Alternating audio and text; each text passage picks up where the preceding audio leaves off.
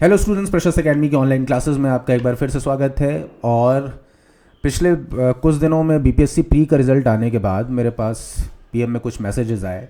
मेरे अपने जूनियर्स भी हैं, अब कुछ स्टूडेंट्स भी हैं जो बेचारे बड़े परेशान हैं, लगातार रो रहे हैं कि गुरुजी अब क्या होगा, हाय मैं लुट गया, मैं बर्बाद हो गया स्टाइल में। तो अब उनके लिए क्या कहा जाए। अब उनके लिए कहानी सुन लो भाई। कहानी है 1274 ईस्वी की। 1274 में मंगोल साम्राज्य दुनिया का सबसे बड़ा साम्राज्य हुआ करता था। मतलब मंगोल कितने ज़्यादा प्रभावशाली थे, कितने बड़े भूभाग में उनका साम्राज्य था, इस बात से अंदाज़ा लगाइए कि कहा जाता है कि आज हर 10 में से एक व्यक्ति के अंदर मंगोल जीन्स हैं। तो उस समय बहुत बड़ा साम्राज्य था। लाखों के करीब मंगोल सिपाही थे, उनके पास लाखों की सेना थी। और मंगोल सेना पहले से ही कोरिया और चाइना को, वो चीन को जीत चुकी थी।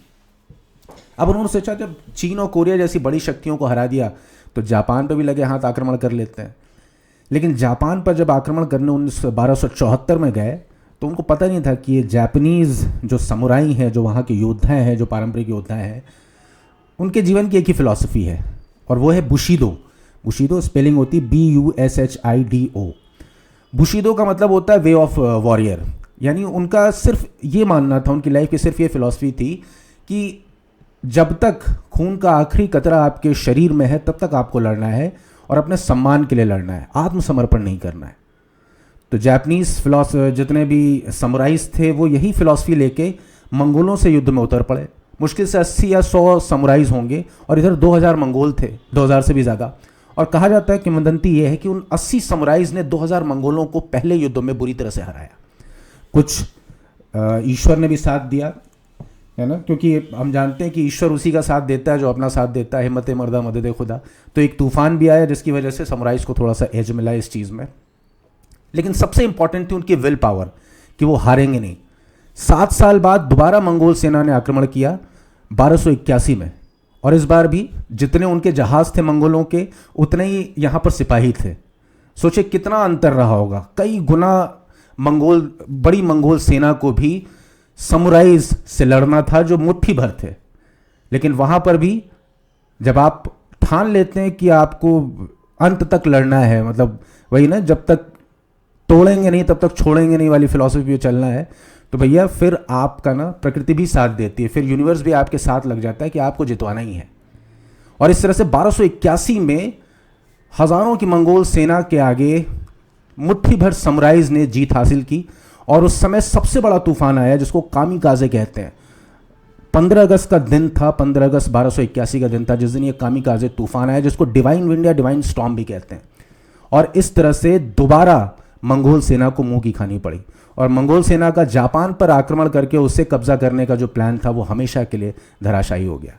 तो सोचिए कितनी बड़ी बात है। अगर आपका विल पावर मजबूत है, आप लगातार अंत तक संघर्ष करने का अगर आप संकल्प ले लेते हो, तो आपको दुनिया में कोई चीज़ नहीं हरा सकती। ये तो बड़े छोटे एग्जाम है यार, तो टेंशन नहीं लेना है। कुंवर नारायण भी कहते हैं कि जब तुम अपने मस्तक पर बर्फ का पहला तूफान झेलोगे तब तुम पाओगे कि अंत तक कि सब कुछ जीत लेने और अंत तक हिम्मत ना हारने में कोई फर्क ही नहीं है। तो भैया अंत तक हिम्मत नहीं हारना है, लगे रहिए, लगातार प्रयास करिए, बी परसिस्टेंट, और निश्चित जीत आपकी होगी। कोई इसको रोक नहीं सकता, बस हिम्मत नहीं हारना है।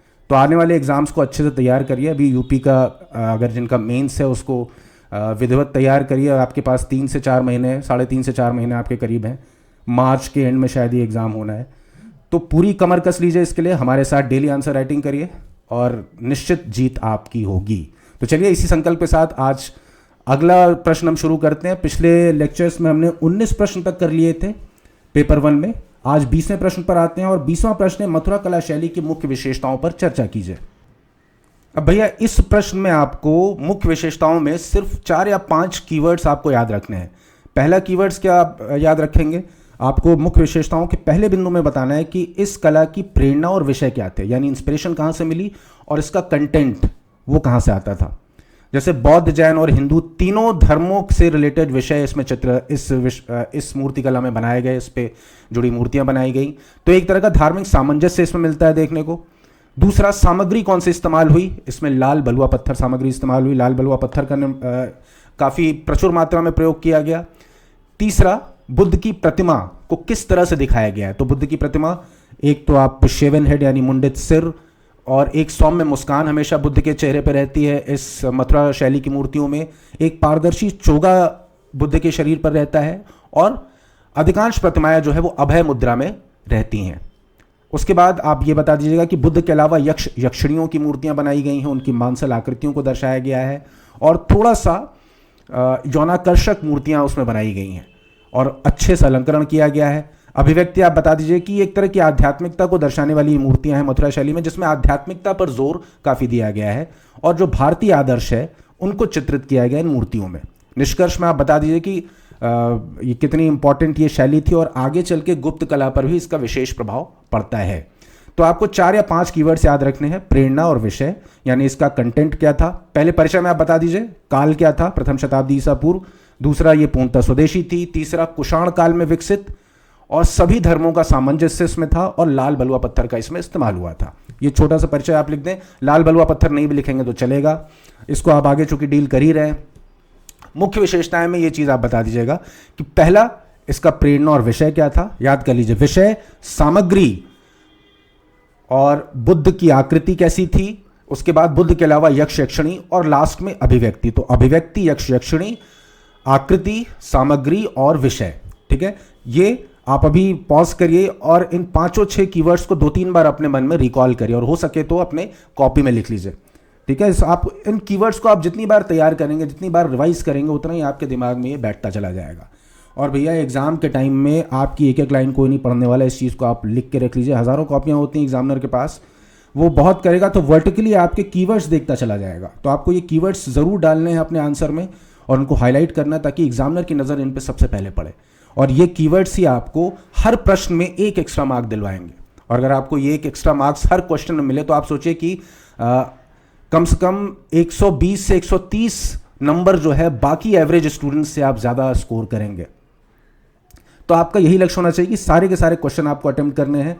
हर क्वेश्चन में मेरे बताए हुए कीवर्ड्स आपको डालने हैं, और अगर ये 2 चीज़ें आपने फॉलो कर ली तो ये मान के चलिए कि आप बाकी एवरेज स्टूडेंट से आपकी मार्किंग जो है अबव एवरेज रहनी है, and you will be selected finally. ठीक है, चलिए अब इसके इन सारे कीवर्ड्स के हम लोग फटाफट एक्सटेंशंस देख लेते हैं। इसको हमने क्या क्या लिखा है उसमें। बहुत इंपैक्टफुल छोटा सा इंट्रोडक्शन लिखा है कि मथुरा कला शैली का उदय प्रथम शताब्दी ईस्वी के आसपास मथुरा में हुआ। तो आपको काल बता देना है परिचय में, कहाँ पर हुआ, मथुरा में। पूर्णतः स्वदेशी शैली थी, ये पता ही है, जो स्थानीय परंपराओं और भारतीय कलात्मक मूल्यों पर आधारित थी। ये शैली कुषाण काल में गंधार कला के समांतर विकसित हुई। तो कुषाण काल में गंधार कला और मथुरा कला, इन दोनों कला शैलियों का जो विकास हुआ वो कंटेम्प्रेरी है, समकालीन है। अब मुख्य विशेषताएं हमने पहले देख लिया। इस कला शैली ने न केवल बौद्ध धर्म यानी बुद्ध और बोधिसत्व की मूर्तियां बनाई, बल्कि जैन तीर्थंकरों की मूर्तियां बनाई और हिंदू देवी देवताओं की मूर्तियां भी बनाई। ठीक है, बौद्ध, जैन और हिंदू तीनों धर्मों के देवी देवताओं, तीर्थंकरों और बोधिसत्वों की मूर्तियां बनाई। अब सामग्री का प्रयोग क्या हुआ? अच्छा ठीक है, इसका दूसरा पॉइंट यह है कि यह धार्मिक सामंजस्य है, यानी किसी एक विशेष धर्म की देवी देवताओं की या उनके आराध्यों की मूर्तियां नहीं बनाई गई, बल्कि इसमें सभी धर्मों के देवी देवताओं और आराध्यों को समान रूप से स्थान दिया गया। ठीक है, धार्मिक सामंजस्य हो गया अगला कीवर्ड। तो पहला जो हेडिंग था वो प्रेरणा और विषय वस्तु में हमने क्या दिखा दिया कि इसमें सभी धर्मों के लोग थे, सभी धर्मों के देवी देवता आराध्य थे। इस तरह से धार्मिक सामंजस्य दिखता है। फिर सामग्री में क्या है? मूर्तियों के निर्माण में मुख्य रूप से लाल बलुआ पत्थर, रेड सैंडस्टोन, एग्जैक्टली देखा जाए तो स्पॉटेड रेड सैंडस्टोन का प्रयोग हुआ था। जो चित्तीदार लाल बलुआ पत्थर है उनका प्रयोग हुआ था। अभी हम नीचे एक फोटो देखेंगे, उसमें दिखाया भी गया है जो मथुरा शैली की मूर्ति है वो लाल बलुआ पत्थर से ही बनी है। तो सामग्री में आपने बता दिया लाल बलुआ पत्थर। ठीक है, अब नीचे आते हैं, आकृति किस तरह की है। इसमें बुद्ध की आकृति को, सबसे पहले कि बुद्ध की आकृति को बनाते समय भारतीय आदर्शों का पालन किया गया है। ठीक है, मुड़ा हुआ सिर, सौम्य मुस्कान और प्रसन्नचित्त मुख। यही अगर आप गंधार शैली की मूर्तियों को देखेंगे तो उसमें बुद्ध जो है वो गंभीर मुद्रा में है, वहां पर आपको सौम्य मुस्कान और प्रसन्नचित्त मुख इस तरह की चीजें नहीं दिखेंगी। तो ये एक डिस्टिंक्शन है, ये डिफरेंस है, आप याद रखिएगा। प्रारंभिक मूर्तियों में बुद्ध को बलवान और शक्तिशाली दर्शाया गया है। वस्त्रों को शरीर से चिपका हुआ दिखाया गया है, जिससे शरीर की बनावट स्पष्ट रूप से दिखाई देती है। तो मथुरा कला शैली है उसमें वस्त्रों को शरीर से चिपका हुआ दिखाया गया है और शरीर भी उसमें बलवान दिखाया गया है और शरीर की बनावट भी स्पष्ट रूप से दिखाई देती है। बुद्ध को अक्सर अभय मुद्रा में निर्भीकता के भाव में दर्शाया गया है। तो आपने बुद्ध की आकृति में क्या क्या बता दिया? भारतीय आदर्श, मुड़ा सिर, सौम्य मुस्कान, प्रसन्नचित मुख और वस्त्र शरीर से चिपके हुए, शरीर की बनावट स्पष्ट रूप से दिखाई देती है। इसके बाद अभय मुद्रा, ये 4-5 चीज़ें अगर आपको याद हैं, बुद्ध की आकृति किस किस तरह की मुद्राएं दिखाई गई, ये सब आप लिख देंगे, बड़े आराम से आपको 60 to 70% मार्क्स उस क्वेश्चन में बड़े आराम से मिल जाएंगे। अब चलिए ये लाल बलुआ पत्थर की बनी इस मथुरा शैली की मूर्ति देख लेते हैं बुद्ध की। ये देखिए, ये इनकी अभय मुद्रा है, जो दाहिना हाथ उठाए हुए हैं, बिल्कुल आशीर्वाद देने की मुद्रा में है। ये अभय मुद्रा है। देखिए पत्थर जो है लाल बलुआ पत्थर दिख रहा है, ये यहाँ पर देखिए, ये जो वस्त्र दर्शाया गया एकदम शरीर से चिपका हुआ है। इसके बाद शुरुआत में जो बुद्ध का मूर्ति बनाई गई, जो शरीर सौष्ठव दिखाया गया है, वो थोड़े से बलवान दिखाया गया, बाद में जीर्ण शीर्ण अवस्था में आप देख सकते हैं। तो ये शुरुआती बुद्ध मूर्ति है मथुरा शैली की। तो ये आप एक बार मूर्ति, अगर आपको ये मूर्ति भी याद रहेगी तो आप बहुत सारी चीज़ें तो अपने आप लिख लेंगे, ठीक है। बड़े हिष्ट पुष्ट गोल मटोल से बुद्ध दिखाए गए हैं मथुरा की मूर्तियों में, जबकि गांधार कला में इसके विपरीत बिल्कुल सजीव चित्रण किया गया, यथार्थ चित्रण किया गया है बुद्ध के शरीर का। हालांकि यथार्थ चित्रण कैसे करेंगे, जो भी लोग थे उन्होंने अपनी कल्पना से बुद्ध की छवि चित्रित की है, लेकिन वहाँ पर मनुष्य का जो वास्तविक शरीर, जो यथार्थ चित्रण होता है, वो वहाँ पर बुद्ध की मूर्तियों में मिलता है गांधार शैली में, ठीक है। ये आपने देख लिया कौन कौन सी विशेषताएं हैं। इसके बाद हम ये भी एक पॉइंट लिख देंगे कि यक्षिणी और अन्य आकृतियों की भी रचना की गई है इस मथुरा कला शैली में। तो यक्षिणी की आकृतियाँ प्रमुखता से बनाई गई हैं, जो यौन आकर्षण और स्त्री सौंदर्य को दर्शाती हैं, जैसे पेड़ पर बैठी हुई या तोरणों को पकड़े हुए यक्षिणियों की मूर्तियाँ। तो अगर ये पॉइंट याद आता है तो आप लिख लीजिए, अगर नहीं भी लिखते हैं तो खाली ये भी बता दीजिएगा कि यक्षिणी और अन्य आकृतियाँ भी मथुरा कला शैली में बनाई गई हैं। बस इतना भी लिख देंगे तो काम चल जाएगा। ये मैंने एक्स्ट्रा पॉइंट इसलिए बता दिया ताकि आपको, जैसे होता है ना कि दिमाग में याद रहते रहते आप अगर 50% भी चीज़ें रिटेन कर जाते हैं तो आपका आंसर जो है वो बाकियों से स्टैंड आउट करेगा।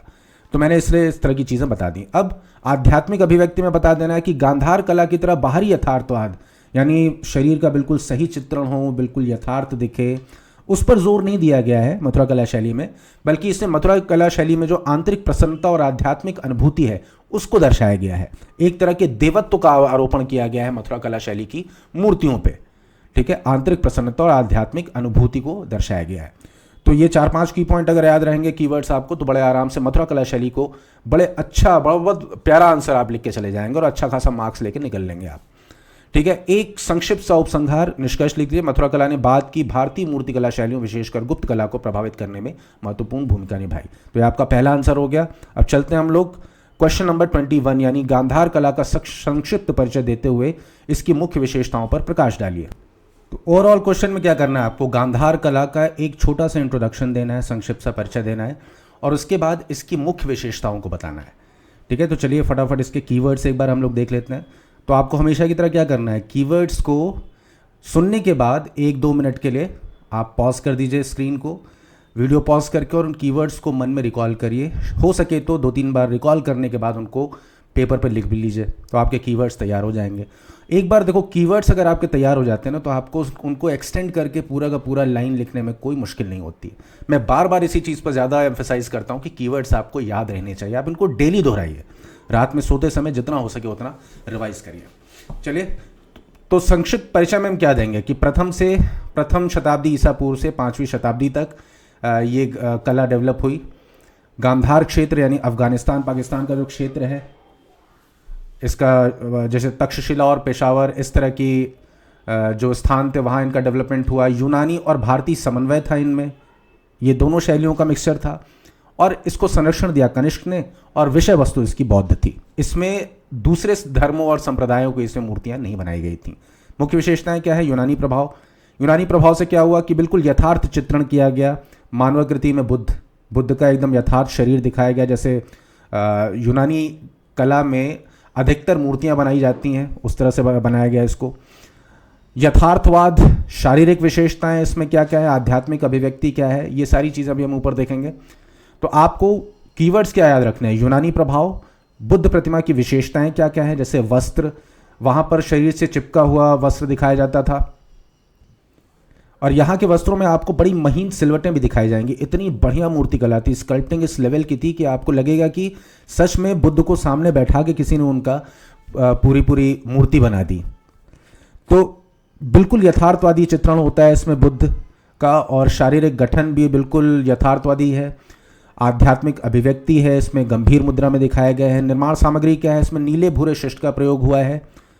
इसके अलावा तो इसमें स्टूको और टेराकोटा निर्माण सामग्री में आपको लिखना है नीला भूरा शिष्ट का प्रयोग किया गया है। स्टूको एक तरह का प्लास्टर आप मान के चलिए, दीवारों पे जो किया जाने वाला। बहुत जगहों पे आप देखेंगे स्टूको टेराकोटा की वॉल्स लोग डेकोरेट करते हैं अपने घरों में, जो मॉडर्न आर्किटेक्चर है। तो ये ग्रीक आर्किटेक्चर का ये सारा का सारा एलिमेंट है।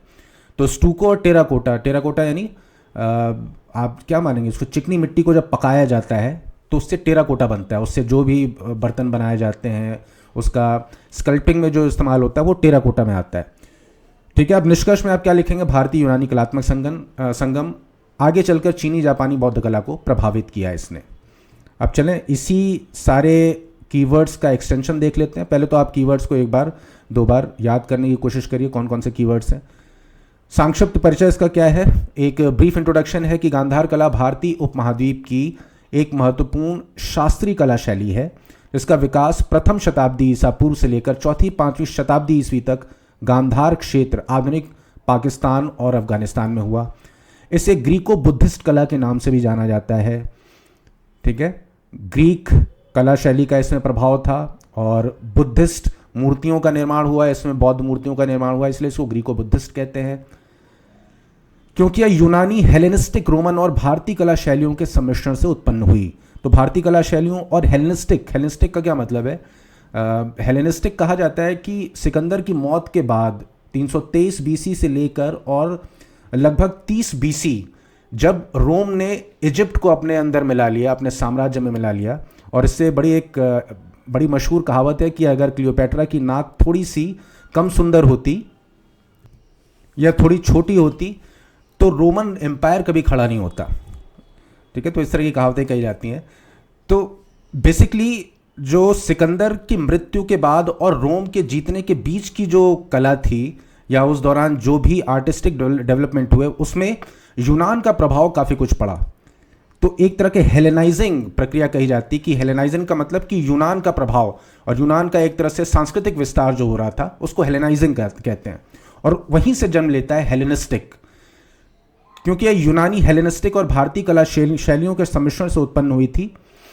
इस कला के मुख्य संरक्षण कुषाण शासक विशेषकर कनिष्क थे। ठीक है, तो आप संरक्षक बता दीजिएगा कौन थे।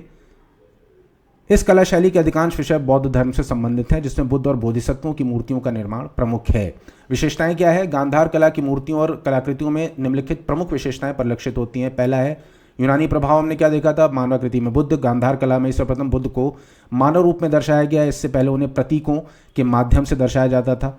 तो गांधार कला शैली में पहली बार बुद्ध का मानव के रूप में चित्रण होना शुरू हुआ। ये चीज़ आप क्वेश्चन में, आंसर में ज़रूर लिखिएगा। इसके पहले क्या होता था कि उन्हें प्रतीकों के माध्यम से दर्शाया जाता था। यथार्थवाद, मूर्तियों में बल, गति और सजीवता लाने के लिए यूनानी रोमन तकनीकों का प्रयोग किया गया है। अगर आप प्राचीन यूनानी मूर्तियों को देखेंगे तो बिल्कुल यथार्थ, बहुत नेचुरलिस्टिक दिखता है। लगता है कि वाकई किसी व्यक्ति को सामने बैठकर उन मूर्तियों को गढ़ा गया है। बल्कि मथुरा शैली की मूर्तियां उतनी यथार्थ के निकट नहीं दिखती, उतनी नेचुरलिस्टिक नहीं दिखती। लेकिन ये ग्रीक शैली का ये सबसे बड़ी विशेषता है कि वहां पर मूर्तियों को बड़ा यथार्थ बनाया जाता था। तो यथार्थवाद एक तत्व हो गया। शारीरिक विशेषताएं, बुद्ध की मूर्तियों में घुंघराले बाल, मांसल चेहरे और गहरे वस्त्रों की तहें दिखाई जाती हैं जो स्पष्ट रूप से यूनानी रोमन कला से प्रेरित हैं। तो शारीरिक विशेषताओं में क्या है? घुंघराले बाल, मांसल चेहरा और गहरे वस्त्रों की तहें। आप सिलवटें देखेंगे तो लगेगा वाकई इन्होंने एक कपड़ा पहना हुआ है, मूर्ति ने वाकई इस तरह का कोई ड्रेप या इस तरह का कोई चोगा पहना हुआ है। और ये सब कुछ किससे प्रेरित है? यूनानी रोमन कला से। चलिए अब आगे बढ़ते हैं। ये देखिए, ये मूर्ति दिखाई गई है गांधार शैली में। यहाँ आपको सारे वही फीचर्स मिलेंगे। ये देखिए, इस कपड़े इसके कितने, सिलवटें कितनी स्पष्ट और कितनी बारीक ढंग से नक्काशी इनको तराशा गया है कि लग रहा है कि सच में बुद्ध ने कपड़ा पहन के ये फ़ोटो खिंचवाई या मूर्तिकार ने उस समय बुद्ध की ये मूर्ति बना दी। तो ये विशेषताएं अगर आपने फोटो देखोगे तो आपको याद होंगी। बुद्ध की मूर्ति की विशेषताएं क्या है? वस्त्र, बुद्ध को अंगोला यानी टोगा या गाढ़े चोगे जैसे वस्त्रों में दर्शाया गया है, जो शरीर को पूर्णतः ढकते हैं और जिनकी तहें स्पष्ट और यथार्थवादी होती हैं। मथुरा शैली में आपको याद होगा जो हमने फोटो दिखाई थी, उसमें शरीर पूरी तरह से ढका हुआ नहीं था चोगे से। यहाँ पर पूरा शरीर चोगे से ढका हुआ है और उनकी महीन सिलवटें भी दर्शाई गई हैं। शारीरिक गठन, मूर्तियों का शारीरिक गठन सुदृढ़ और मांसपेशियों वाला होता है, जो यूनानी देवताओं जैसे अपोलो की मूर्तियों के समान है। तो शारीरिक गठन बिल्कुल यथार्थवादी दिखाया गया, मांसपेशियां दिखाई गई हैं बिल्कुल यथार्थ ढंग से। तो ये चीज़ें आप याद रखिएगा कि वस्त्र, शारीरिक गठन। फिर तीसरा आता है आध्यात्मिक अभिव्यक्ति। मूर्तियों में शांत मुद्रा और ध्यानमग्न भाव का सम्मिश्रण है, जो बुद्ध की शिक्षाओं को दर्शाता है। तो मुद्रा एक शांत है, वहाँ की तरह प्रसन्न चित्त मुद्रा नहीं है, यहाँ पर शांत है और ध्यानमग्न है। तो ये आप यह चीज़ें याद रखिएगा। निर्माण सामग्री क्या है? यहाँ पर नीले भूरे रंग के शिष्ट पत्थर का प्रयोग किया गया, जबकि वहाँ पर लाल बलुआ पत्थर का प्रयोग किया गया था मथुरा में। बाद के चरण में मूर्तियों को बनाने के लिए प्लास्टर और टेराकोटा का भी उपयोग किया गया, जिससे बड़े पैमाने पर मूर्तियों का उत्पादन आसान हो गया। तो याद रखिएगा, निर्माण सामग्री में शुरुआत में नीले रंग के शिष्ट पत्थर, नीले भूरे रंग के, और बाद के चरणों में प्लास्टर और टेराकोटा का प्रयोग।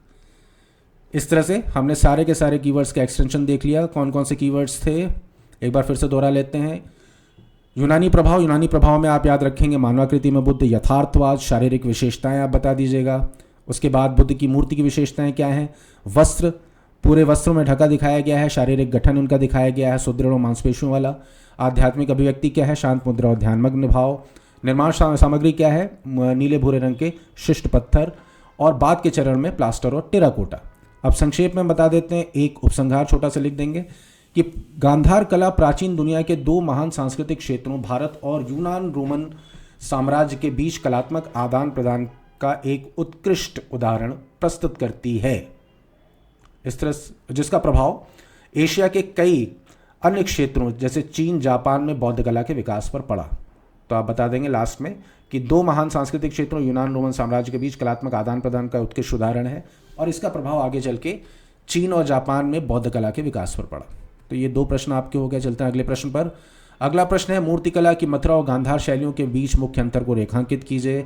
हमने मथुरा और गांधार कला शैली दोनों के जो शैलियाँ थी उनको डिटेल में समझ लिया है। अब आपके लिए इस प्रश्न को अटेम्प्ट करना उतना मुश्किल नहीं होगा। एक बार फटाफट हम देख लेते हैं विशेषताओं के बिंदु कौन कौन से हैं और विशेषताएं क्या क्या हैं। तो पहला विशेषता है, मथुरा कला शैली का भौगोलिक केंद्र जो था वो मथुरा था, और जो गांधार कला शैली थी उसका भौगोलिक क्षेत्र था गांधार क्षेत्र यानी पेशावर, अफगानिस्तान, पाकिस्तान। प्रभाव पूर्णतः स्वदेशी शैली थी, यक्ष मूर्तियों की परंपरा से प्रेरित थी ये। यक्ष मूर्तियाँ अगर आपको याद होंगी तो मौर्य काल में भी काफ़ी अच्छी यक्ष मूर्तियाँ बनाई जाती थी। तो अपने उद्भव में ये पूर्णतः स्वदेशी कला थी और यक्ष मूर्तियों की परंपरा से प्रेरित थी। आप लिख दीजिएगा। यूनानी रोमन कला का इस पर प्रबल ज़्यादा स्ट्रॉन्ग इफेक्ट था गांधार कला पर। निर्माण सामग्री पता ही, लाल बलुआ पत्थर, नीले भूरे शिष्ट पत्थर और बाद में प्लास्टर का उपयोग। बुद्ध की आकृति सौम्य मुस्कान और प्रसन्नचित्त मुख, सिर मुंडा हुआ। इसमें क्या दिखाया गया था? गांधार शैली में घुंघराले बाल और गंभीर शांत मुख। यूनानी देवता अपोलो से प्रेरित हैं इनकी मूर्तियाँ। वस्त्र में क्या है? वस्त्र शरीर से चिपके हुए, पारदर्शी, जिससे शारीरिक आकर्षण स्पष्ट होता है। तो ये मथुरा कला शैली की विशेषता है। जबकि गांधार कला शैली में क्या है कि वस्त्र गहरे तहों वाले, डीपली फोल्डेड ड्रेपरी वाले हैं और शरीर को पूर्णतः ढकते हैं। धार्मिक विषय क्या है? बौद्ध, जैन और हिंदू तीनों धर्मों की मूर्तियों का निर्माण किया गया है। धार्मिक सामंजस्य की भावना पर यह आधारित है मथुरा कला शैली की मूर्तियां, जबकि मुख्य रूप से बौद्ध धर्म या बुद्ध बोधिसत्व की मूर्तियां जो बनाई गई हैं वो बनाई गई हैं गांधार कला शैली में। आध्यात्मिक भाव क्या है? आंतरिक प्रसन्नता और आध्यात्मिक अनुभूति पर जोर है, जबकि गांधार कला शैली में किस पर ज़्यादा जोर है? बाहरी यथार्थवाद, यानी शरीर कितना सुंदर बनाया गया, चेहरा कितना यथार्थ बनाया गया, उस पर ज़्यादा जोर दिया गया है गांधार कला शैली में। बाहरी यथार्थवाद और शारीरिक बनावट पर जोर। अंत में एक छोटा सा निष्कर्ष लिख दीजिए। इस प्रकार मथुरा कला जहाँ भारतीय कलात्मक मूल्यों की अभिव्यक्ति थी, वहीं गांधार कला यूनानी सौंदर्य शास्त्र के साथ बौद्ध विचारों का संगम थी। इस तरह से आपका ये पूरा का पूरा आंसर खत्म हो गया। ये प्रश्न बहुत इंपॉर्टेंट हो सकता है क्योंकि मथुरा और गांधार कला शैली के बीच अभी तक सवाल पूछा नहीं है यूपीपीसीएस में, और ये बहुत इंपॉर्टेंट है, इसलिए इस बार ये आ सकता है। यूपीपीसीएस के पुराने जो हिस्ट्री के पेपर्स हैं जो सब्जेक्ट हुआ करते तो उसमें ये सवाल पूछा है तो संभावना है कि यहाँ पर भी जीएस फर्स्ट पेपर में ये सवाल पूछ सकता है। तो आप अगर इन दोनों अंतरों को भी याद रखेंगे तो आप दोनों पे अलग अलग अगर प्रश्न आता है तो उसको भी आप डील कर ले जाएंगे। ठीक है, तो इस तरह से हमने अंतर देख लिया मथुरा और गांधार कला शैली के बीच क्या है। क्विक रिवीजन नोट्स इसमें आप देख लिए, आप बिंदु कौन कौन से हैं, भौगोलिक केंद्र आप बताएंगे, प्रभाव बताएंगे, निर्माण सामग्री बताएंगे, बुद्ध की आकृति बताएंगे, वस्त्र बताएंगे, धार्मिक विषय और आध्यात्मिक भाव। इन 1 2 3 4 5 6 7 8 इन 8 कीवर्ड्स को आप याद रखिए। आध्यात्मिक भाव, धार्मिक विषय, वस्त्र 3, बुद्ध की आकृति 4, निर्माण सामग्री 5, प्रभाव 6, भौगोलिक केंद्र 7। इन 7 बिंदुओं को आप याद रखेंगे तो आपको आराम से 7 पॉइंट लिख ले जाएंगे और मथुरा गांधार कला शैली के बीच अंतर को बड़े आराम से आप डील कर ले जाएंगे। चलिए अब प्राचीन काल से आगे बढ़ते हैं और मध्यकाल में आते हैं और इंडो इस्लामिक स्थापत्य की मुख्य विशेषताओं पर प्रकाश डालते हैं। क्या क्या इंडो इस्लामिक स्थापत्य की मुख्य विशेषता, पहले इसके कीवर्ड्स हम लोग देख लेते हैं। तो इसमें जो पहला कीवर्ड है वो है परिचय में आप क्या बताएंगे, ये भारतीय और इस्लामी तत्वों का समन्वय है। इसमें भारतीय और इस्लामी तत्व दोनों मिलते हैं। इसके अलावा इंडो सार्सेनिक शैली, यानी भारतीय और सार्सेनिक शैली। सार्सेनिक क्या होता है, सार्सेनिक शब्द जो है वो यूरोप ने मध्यकाल में जो मध्य पूर्व था, मिडिल ईस्ट के मुसलमान थे, अरब के मुसलमान थे और उसके आसपास के इलाकों के मुसलमान थे, इन्हें सार्सेनिक का नाम से संबोधित किया जाता था। तो इस तरह से इंडो सार्सेनिक शैली का इसमें परिचय में आप एक लाइन लिख देंगे। उसके बाद प्रारंभिक इंडो इस्लामिक निर्माणों की आप हल्का सा उनकी हल्की सी बात कर, या एक काम करिए इस पॉइंट को आप हटा ही दीजिए, मैं इसको यहाँ पर ब्लैक हाईलाइट कर दे रहा हूँ, उसको लिखने की ज़रूरत आपको नहीं है। परिचय में इतनी सारी चीज़ें आपको नहीं लिखनी है, तो मैं इसको हटा दे रहा हूँ।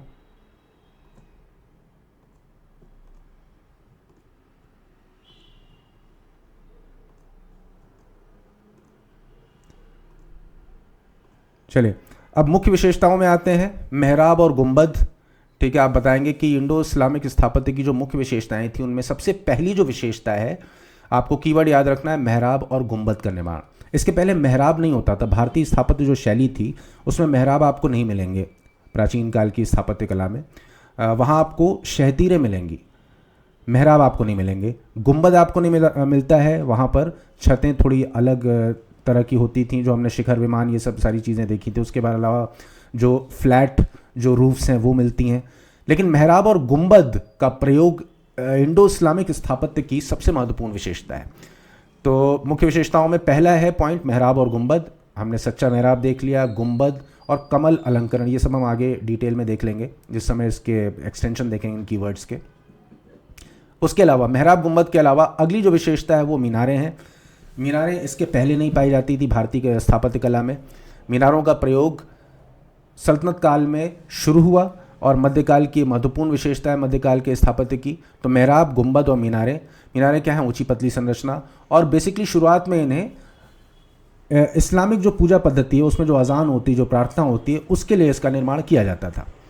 अब अगर इस्लामी स्थापत्य में देखें तो बड़ी विशाल जगहें, खुली जगहें अक्सर इस्तेमाल होती थी इनके बनाए किलों में और इनके बनाए मॉन्यूमेंट्स में। बड़ा आंगन और विशाल बहुत बड़े स्पेस में इनको बनाया जाता था। सजावट की विधि क्या है, ज्यामिति पैटर्न और पुष्प रूपांकन। तो ज्यामिति जो पैटर्न होता है उसको हम देखेंगे, उसका चित्र भी देखेंगे, एक बार एग्जांपल देखेंगे कि वो अरबस्क जो पद्धति है वो इस्लामिक शैली की एक महत्वपूर्ण विशेषता है। पुष्पों का रूपांकन भी होता था। ये पुष्प रूपांकन जो है ये भारतीय शैली से लिया गया है, तो इसलिए इंडो इस्लामिक शैली इसको कहा जाता है, क्योंकि इसमें कुछ तत्व जो है भारतीय शैली के भी रहे हैं, स्थापत्य शैली के। सुलेख, पित्रादुरा, अरबस्क ये सब हम ऊपर एक बार देख लेंगे, कैलीग्राफी क्या होती है, पित्रादुरा क्या होता है, अरबस्क क्या होता है। तो ये सारी चीज़ें आपको याद रखनी है। उसके बाद सामग्री और रंग याद रखना है कि सामग्री क्या थी, लाल बलुआ पत्थर और सफ़ेद संगमरमर। इनका प्रयोग करके इन मॉन्यूमेंट्स को बनाया जाता था। उसके बाद निष्कर्ष में भारतीय कारीगरी और इस्लामी सिद्धांत, ताजमहल जैसी विश्व स्तरीय संरचनाएं। तो एक बार वीडियो को आप पॉज करिए और इन सारे कीवर्ड्स को 2-3 बार खुद से दोहराइए, रिकॉल करिए, उनको लिखने की कोशिश करिए ताकि आपको याद हो जाए। मुख्य विशेषताएं के कीवर्ड्स बहुत इंपॉर्टेंट हैं। मेहराब, गुंबद, मीनारें, खुली जगह, सजावट, सामग्री और रंग। ठीक है, मेहराब और गुंबद, मीनारें, खुली जगह, विशालता, सजावट और सामग्री तथा रंग। एक दो बार इनको रिकॉल करिए और पेपर पर लिख लीजिए तो आपको याद रहेगा। अब इनको एक्सटेंड कैसे करेंगे, हम एक एक कीवर्ड्स का एक्सटेंशन देख लेते हैं, उनको लाइंस में कैसे कन्वर्ट करेंगे। तो शॉर्ट इंट्रोडक्शन में आपको क्या लिखना है कि इंडो इस्लामिक स्थापत्य शैली का विकास भारतीय और इस्लामिक स्थापत्य तत्वों के समन्वय से हुआ। अरे यार ये ब्लैक क्यों हाईलाइट हो रहा है, कंट्रोल Z करो, एक सेकेंड, ठीक है। तो इंट्रोडक्शन में आपको लिखना है भारतीय और इस्लामिक स्थापत्य तत्वों का समन्वय, इससे इंडो इस्लामिक स्थापत्य शैली का विकास हुआ और इसे इंडो सार्सेनिक शैली भी कहा जाता है। और सार्सेनिक क्यों कहा जाता है हमने बता दिया आपको। प्रमुख विशेषताएं क्या है, मेहराब और गुंबद। सबसे पहली विशेषता मेहराब और गुंबदों का बड़े पैमाने पर प्रयोग। तो इस्लामी स्थापत्य की सबसे विशिष्ट विशेषताएं क्या हैं, सच्चे मेहराब, या सिर्फ मेहराब भी आप लिखेंगे तो काम चल जाएगा। तो मेहराब और गुंबद ये दो कीवर्ड्स आपको बताए थे हमने। तो मेहराब और गुंबद ये इस्लामी स्थापत्य की सबसे महत्वपूर्ण विशेषता है और इनको स्टार्ट ही भारत में तुर्कों ने किया। तो ये चीज़ आप याद रखिएगा। इसको एक्सटेंड कर दिया हमने, एक पूरी लाइन बना दी कि इस्लामी स्थापत्य की सबसे विशिष्ट विशेषताएं सच्चे मेहराब और गुंबद हैं। इन तकनीकों का परिचय भारत में तुर्कों ने किया। भारत में पहले से प्रचलित शहतीर वास्तुकला के विपरीत, शहतीर वास्तुकला को क्या कहते थे, त्राबियत स्टाइल, और जो मेहराब और गुंबद की जो वास्तुकला थी उसको बोलते थे आर्कुएट। तो त्राबियत और आर्कुएट ये दो अलग अलग स्टाइल्स हैं। एक बार हम नीचे देख लेते हैं कि त्राबियत किसको कहते हैं और आर्कुएट किसको कहते हैं। तो ये देखिए लिंटल स्टाइल है जिसको हम कहते हैं शहतीर वाली शैली, शहतीर शैली, और ये है मेहराब शैली, इसको कहते हैं आर्कुएट और इसको कहते हैं त्राबियत। इसमें क्या होता था, दो खंभों के बीच एक हॉरिजॉन्टल स्लैब, एक क्षैतिज स्लैब रख के जो मकान और इस तरह के जितनी संरचनाएं थी, इमारतें बनाई जाती थी, इसमें क्या होता था कि ये सारा का सारा जो लोड ऊपर के ईंटों का और जितना ऊपर की सामग्री सबका लोड इस पर आता था।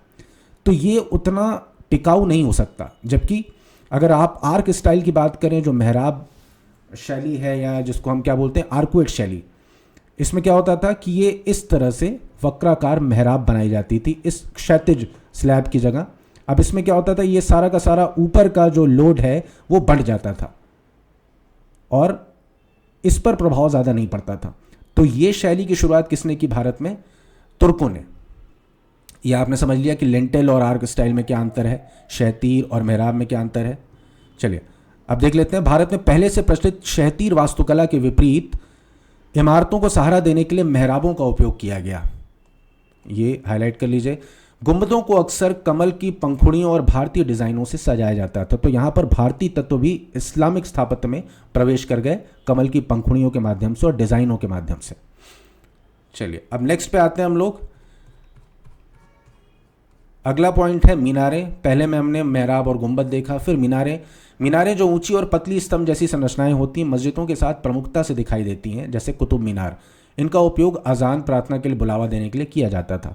तो आपको मीनारों में एक लाइन लिख देनी है। फिर आइए खुली जगह और विशालता, ओपन स्पेसेस एंड ग्रैंड्योर। मस्जिदों अकबरों और मकबरों में बड़े आंगन और खुली जगहें होती थीं जो इस्लामिक प्रार्थना की आवश्यकता को दर्शाती थीं। आंगन और खुली जगहें, इस्लामिक जो जीवन शैली है उसमें आप अजान देंगे तो आपको खुली जगह की आवश्यकता होगी। और इसी आवश्यकता को ध्यान में रख के वहाँ के स्थापत्य में ये एक महत्वपूर्ण एलिमेंट, एक महत्वपूर्ण तत्व के रूप में शामिल हो गया। संरचनाएं विशाल और भव्य होती थीं जो शासकों की शक्ति और प्रभुत्व को प्रदर्शित करती थीं। तो खुली जगह विशालता हमने कर लिया, मीनारें कर लिया, गुंबद और शहतीर ये देख लिया हमने, गुंबद और मेहराब। सजावट की विधि में अब आ जाएंगे। सजावट की विधि क्या थी, मानव और पशु आकृतियों पर हमको पता है कि इस्लाम मानव और पशु आकृतियों का चित्रण अलाउ नहीं करता। इसलिए आप बहुत सारे जो इस्लामी इमारतें देखेंगी वहाँ पर मानव पशु आकृतियों का चित्रण नहीं है। इसलिए सजावट में मुख्य रूप से ज्यामितीय पैटर्न, ज्योमेट्रिक पैटर्न्स बनाए जाते थे, फूल पत्ती बनाए जाते थे, फ्लोरल मोटिव्स और सुलेख कैलीग्राफी का उपयोग किया जाता था। सुलेख आपको ही पता है, किसी भी लिपि को बहुत ही सुंदर तरीके से लिख देना सुलेख होता है। पित्राद्युरा, और आपके मार्क्स में अगर आपको अच्छे मार्क्स स्कोर करने हैं तो आपको भी सुलेख लिखना होगा। सुलेख इन द सेंस कि बहुत अच्छी राइटिंग तो आप लिखने का समय नहीं मिलेगा, लेकिन ऐसी राइटिंग लिख के आइएगा जो पढ़ी जा सके। अभी तक के जितने टॉपर्स और जितने सेलेक्टेड लोग हैं, सब में आप कॉमन चीज़ पाएंगे कि उनकी राइटिंग बड़ी अच्छी होती है, या अच्छी नहीं भी होती है तो अबव एवरेज होती है, जो पढ़ी जा सके। तो आपको इसका ध्यान रखना है, जब भी आप राइटिंग प्रैक्टिस करें तो ध्यान दीजिए कि थोड़ा सा समय लेके अच्छी राइटिंग में लिखने की कोशिश करें। अब आते हैं सजावट की विधि में। हमने क्या देख लिया? ज्यामिति, पैटर्न, पुष्प रूपांकन और सुलेख। इसके बाद पित्राद्युरा। पित्राद्युरा क्या होता है? ये अर्ध कीमती पत्थरों की जड़ाई होती है। अगर आप किसी इस्लामी इमारत में जाएंगे तो वहाँ आपको दीवार में जो कीमती पत्थर हैं, अर्ध कीमती मतलब बहुत महंगे नहीं होंगे, लेकिन वो कीमती पत्थर होंगे जो दीवार में उनको जड़ा जाता है। आपको लगेगा बहुत वैल्यूएबल स्टोन्स जड़े गए हैं। तो जहाँ पर इस तरह की संरचना दिखे, समझ लीजिए वो क्या है? पित्राद्युरा शैली। और अरबस्क क्या होता है? जटिल रेखाओं का पैटर्न। चलिए हम नीचे देख लेते हैं पित्राद्युरा क्या है। एक बार इसका मैंने पिक्चर नीचे पेस्ट की हुई है। तो ये रहा हमारा अरबस्क। ये डिज़ाइन है जिसमें जटिल रेखाओं का पैटर्न होता है। आप देखेंगे इसमें लताएं, फूल, पत्तियां, इस तरह से। ये देखिए तने, ये कैसे निकला, बड़ा सममित सा डिज़ाइन होता है, बड़ा सिमेट्रिक डिज़ाइन होता है। और इसी डिज़ाइन को जो इस्लामिक इमारतों की दीवारों पर की जाती है, इसे हम कहते हैं अरबस्क, यानी जटिल रेखाओं का ज्यामितीय पैटर्न। इसके बाद पित्राद्युरा क्या होता है? पित्राद्युरा हमने देखा था कि दीवारों में कीमती पत्थर, अर्ध कीमती पत्थरों की जड़ाई, वो होती है पित्राद्युरा। तो ये देखिए, ये दीवार है और इस पर कहीं कहीं आपको लग रहा है ना कि कीमती पत्थरों की जड़ाई हुई है और आकृतियाँ उकेरी गई हैं, इस पर ज्यामितीय पैटर्न्स हैं। तो यही होता है पित्राद्युरा शैली। तो इसका प्रयोग भी इस्लामिक इमारतों में किया गया है।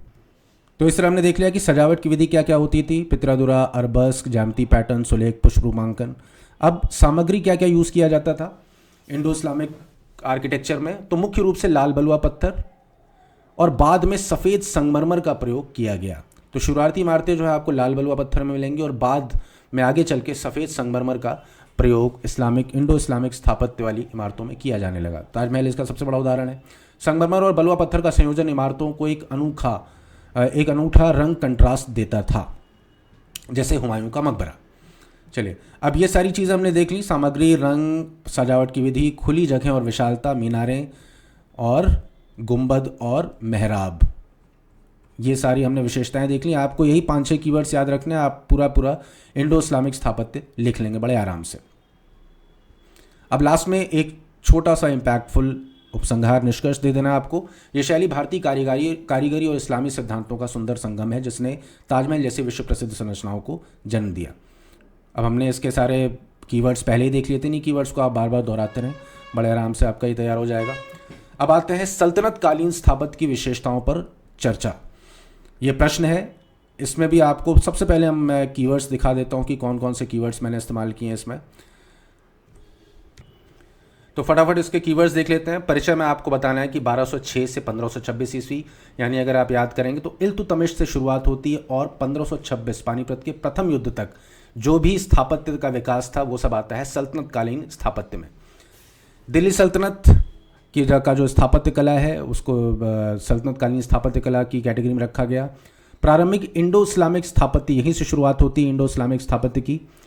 पहली बार त्रैबियत से मेहराब की ओर ट्रांजिशन शुरू हुआ, यानी पहली बार शहतीर से हम किसकी ओर गए? मेहराब को बनाने की ओर। गुंबद की ओर संक्रमण, मेहराब और गुंबद की जो तत्व हैं वो पहली बार भारतीय स्थापत्य में प्रवेश हुए इसी काल में। चूनागारा का उपयोग किया जाने लगा। तो ये 4-5 चीज़ें आप बता देंगे। काल और प्रारंभिक इंडो इस्लामिक स्थापत्य के तत्व इसमें मिलते हैं, यहीं से शुरुआत होती है इंडो इस्लामिक स्थापत्य की। त्रैबियत से मेहराब, गुंबद की ओर संक्रमण, चूनागारा का उपयोग। मुख्य विशेषताएं में आपको 4 कीवर्ड्स याद रखने हैं। कौन कौन से? संरचनात्मक और तकनीकी नवाचार, भारतीय इस्लामी समन्वय, सजावट और अलंकरण, और क्षेत्रीय शैली का उदय। अगर आप क्षेत्रीय शैली का उदय वाला पॉइंट छोड़ भी दें तो भी ऊपर की 3 ये पॉइंट्स ठीक ठाक हैं, आपको अच्छे मार्क्स दिला के निकल लेंगे। पहला कीवर्ड क्या है? संरचनात्मक और तकनीकी नवाचार। मेहराब और गुंबद पहली बार भारतीय स्थापत्य कला में प्रवेश किए। चूनागारे का इस्तेमाल पहली बार शुरू हुआ। भारतीय इस्लामी समन्वय क्या हुआ? भारतीय कारीगरी, मोस्टली जो शुरुआती इमारतें बनाई गई वो भारतीय इमारतों में प्रयुक्त जो सामग्री थी उसी का निर्माण, उसी को पुनर्रचित किया गया। तो इस तरह से आपको शुरुआती इमारतों में भारतीय और इस्लामी समन्वय देखने को मिलेगा। भारतीय कारीगरी इसमें थी, मीनारें इसमें ऐड की गई। सजावट और अलंकरण में क्या था, सुलेख, अरबस्क और ज्यामिति पैटर्न, जो हमने ऊपर भी देखा एक बार। इसके अलावा लोधी काल की कब्रों में अगर आप देखेंगे तो एक नए तरह का स्थापत्य शुरू हुआ, जिसमें अष्टकोणीय चबूतरे पर कब्रें बनाई जाती थीं। इसके अलावा क्षेत्रीय शैलियों का भी जो उदय हुआ था, क्षेत्रीय शैलियों के कुछ तत्व इस्लामिक शैली से मिले, इंडो इस्लामिक स्थापत्य से, और इस तरह से कुछ नए प्रकार के प्रयोग शुरू हुए स्थापत्य में, जैसे बंगाल में ईंटों का प्रयोग, गुजरात में बारीक नक्काशी इमारतों में। तो ये चीज़ें आपको बता देनी है। टोटल 4 हमने कीवर्ड्स देखे, क्षेत्रीय शैली का उदय, सजावट और अलंकरण, भारतीय इस्लामी समन्वय और संरचनात्मक और तकनीकी नवाचार। ये 4 कीवर्ड्स एक बार आंख बंद करके दोबारा दोहराने की कोशिश करिए, लिख लीजिए कागज़ पर, 1-2 बार रिवाइज करेंगे, अपने आप आपको याद हो जाएंगे। चलिए, निष्कर्ष में हम क्या लिखेंगे कि मुगल स्थापत्य के लिए आधार तैयार किया इसने, भारतीय इस्लामी मिश्रित निर्माण शैली का विकास हुआ। अब फटाफट इन सभी कीवर्ड्स के एक्सटेंशन हम लोग देख लेते हैं क्या क्या है। अरबस्क, और उसका हमने उदाहरण पहले ही देख लिया। अरबस्क और एक और चीज़ का देखा था ना, सुलेख, कैलीग्राफी का नहीं, अरबस्क और पित्रादुरा का हमने फ़ोटो देख के समझ लिया था कि क्या होता है इन दोनों का मतलब। तो अब उन्हीं सारे कीवर्ड्स को यहाँ पर एक्सटेंड कर रहे हैं हम। सबसे पहले परिचय में हमने क्या लिखा, सल्तनत कालीन स्थापत्य 1206 से 1526 ईस्वी का तात्पर्य दिल्ली सल्तनत के शासनकाल यानी गुलाम वंश से लेकर लोधी वंश तक के दौरान विकसित हुई स्थापत्य शैली है। यह मुख्य रूप से इंडो इस्लामिक शैली का आरंभिक और संक्रमणकालीन चरण था। पहला पॉइंट क्या था, याद करिए, संरचनात्मक और तकनीकी नवाचार। तकनीकी नवाचार में इनोवेशंस क्या क्या हुए, पहली बार मेहराब और गुंबद का प्रयोग इस काल की सबसे महत्वपूर्ण विशेषता थी। इस्लामी तकनीक का उपयोग करते हुए इमारतों में सच्चे मेहराब और गुंबद का निर्माण शुरू हुआ, जिसने भारतीय शहतीर पद्धति को प्रतिस्थापित किया। उदाहरण, कुव्वत उल इस्लाम मस्जिद, मेहराबों का आरंभ यहीं से माना जाता है। अलाई दरवाज़ा, पहला सच्चा गुंबद। तो अगर आपको ये दोनों उदाहरण याद आते हैं तो बड़ी अच्छी बात है, आप बहुत बढ़िया स्कोर करेंगे। नहीं भी याद आते हैं तो कोई बात नहीं, कोई एक लिख दीजिएगा आप इसमें। कुव्वत उल इस्लाम मस्जिद, जहाँ से मेहराबों का आरंभ हुआ। चूना गारा का प्रयोग पहली बार शुरू हुआ। निर्माण सामग्री को जोड़ने के लिए चूना और गारा यानी लाइम मोर्टार का व्यापक प्रयोग शुरू किया गया, जिससे विशाल संरचनाओं का निर्माण संभव हो सका। आगे क्या है, भारतीय और इस्लामी तत्वों का समन्वय। भारतीय कारीगरी, प्रारंभिक भवनों में हिंदू मंदिरों और अन्य संरचनाओं के सामानों का पुनः उपयोग किया गया, उनकी सामग्रियों का पुनः उपयोग किया गया। भारतीय कारीगरों ने इस्लामिक इमारतों के सजावटी तत्वों को बनाया, जिससे भारतीय रूपांकन जैसे कमल और घंटी इमारतों में समाहित हो गए। भारतीय रूपांकन यहाँ पर इस्लामी इमारतों में शामिल हुए पहली बार इसी काल में। कुतुब मीनार और कुव्वत उल इस्लाम मस्जिद इसके उदाहरण हैं। अगर उदाहरण नहीं भी याद आता है तो आपने पहले लिख दिया है, दोबारा लिखने की उसको ज़रूरत नहीं है। तो भारतीय इस्लामी तत्वों के समन्वय हमने क्या लिखा, पहला सब बुलेट था भारतीय कारीगरी। दूसरा था मीनारें। मीनारों का निर्माण शुरू हुआ, जो इस्लामी मस्जिदों का एक अभिन्न अंग थी, जिनका उपयोग प्रार्थना या अजान के लिए किया जाता था। सजावट और अलंकरण, सुलेख, कैलीग्राफी, कुरान के छंदों को भवनों की दीवारों पर अरबी सुलेख के रूप में सजावट के लिए इस्तेमाल किया गया, और इस तरह से सुलेख का तत्व जो है वो इस्लामी स्थापत्य में शामिल हुआ। अरबस्क और ज्यामिति पैटर्न हमने देख लिया। मानव आकृतियों के चित्रों से बचने के लिए पुष्प रूपांकनों यानी फ्लोरल मोटिव्स, जटिल ज्यामिति पैटर्न और अरबस्क डिज़ाइन का प्रमुखता से उपयोग किया गया। आपने अरबस्क का चित्र पहले ही देख के समझ लिया कि अरबस्क कहते किसको हैं। ये देखिए डिज़ाइन। अब लोधी काल की कब्रें। लोधी काल में अष्टकोणीय और चौकोर ऊंचे चबूतरों पर बनी कब्रों की विशिष्ट शैली का विकास हुआ, ये आप लिख लीजिएगा।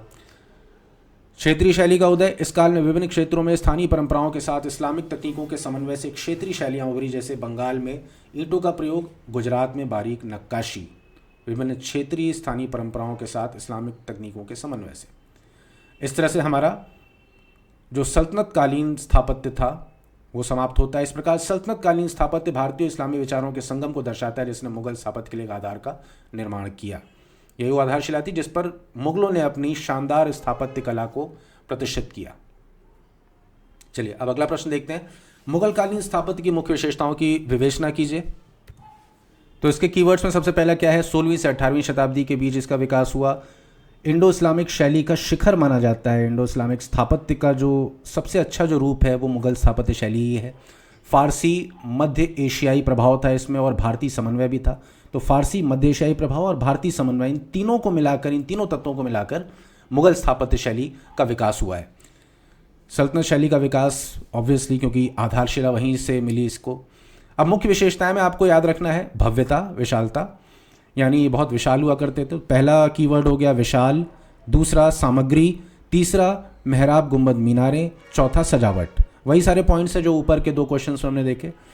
तो विशालता, सामग्री, मेहराब गुंबद मीनारें और सजावट। भव्यता और विशालता, सारे के सारे आप मुगल भवनों को देखेंगे बहुत भव्य, बहुत विशाल हैं, समरूप हैं, सिमेट्रिक हैं।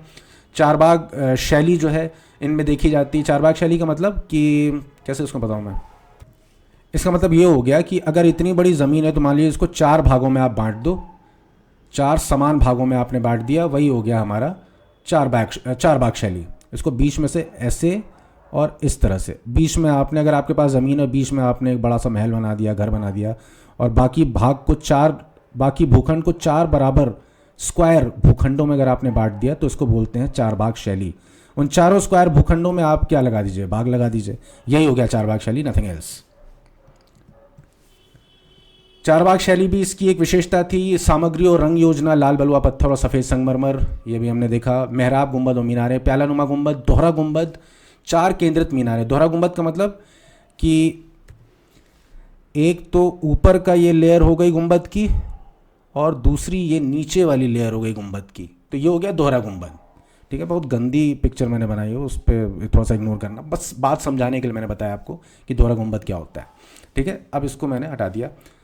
दोहरा गुंबद, 4 केंद्रित मेहराब। 4 केंद्रित मेहराब कुछ होता नहीं, 4 सेंटर्ड आर्क का मतलब सीधा होता है कि एक तरह का आर्क की ये शेप है जिसमें 4 अलग अलग चापों का 4 अलग अलग केंद्र होता है।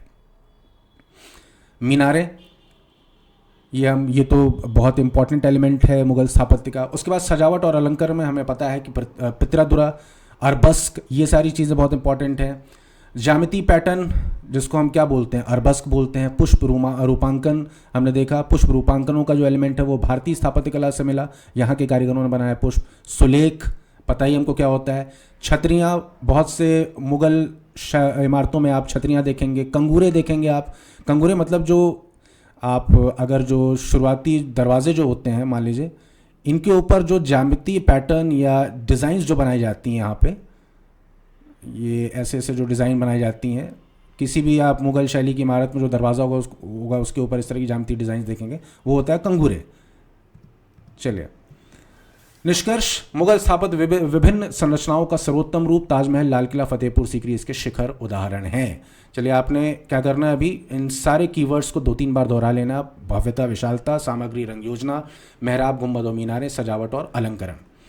4-5 बार दोहराइए पॉज करके, उसके बाद लिख लीजिए ताकि आपको याद हो जाए, और शाम को भी एक बार सोने से पहले इन सारे कीवर्ड्स को आप दोबारा दोहराएंगे।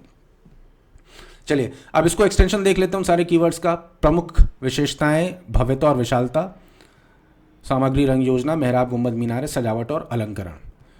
अब छोटा सा इसका इंट्रोडक्शन हम देख लेते हैं, क्या लिखा था। मुगलकालीन स्थापत्य 16वीं से 18वीं शताब्दी भारतीय उपमहाद्वीप में इंडो इस्लामिक शैली का शिखर माना जाता है। शैली सल्तनत कालीन वास्तुकला से विकसित हुई और फारसी, मध्य एशियाई तथा भारतीय तत्वों का सर्वोत्तम समन्वय प्रस्तुत करती है। प्रमुख विशेषताएं क्या हैं, भव्यता और विशालता। मुगल स्थापत्य में विशालता और समरूपता, सिमेट्री पर अत्यधिक जोर दिया गया है। संरचनाएं बहुत बड़ी और भव्य होती थी जो शाही शक्ति का प्रतीक थी। तो विशालता, समरूपता पर अत्यधिक जोर, संरचनाएं बहुत ही भव्य होती जो शाही शक्ति का प्रतीक।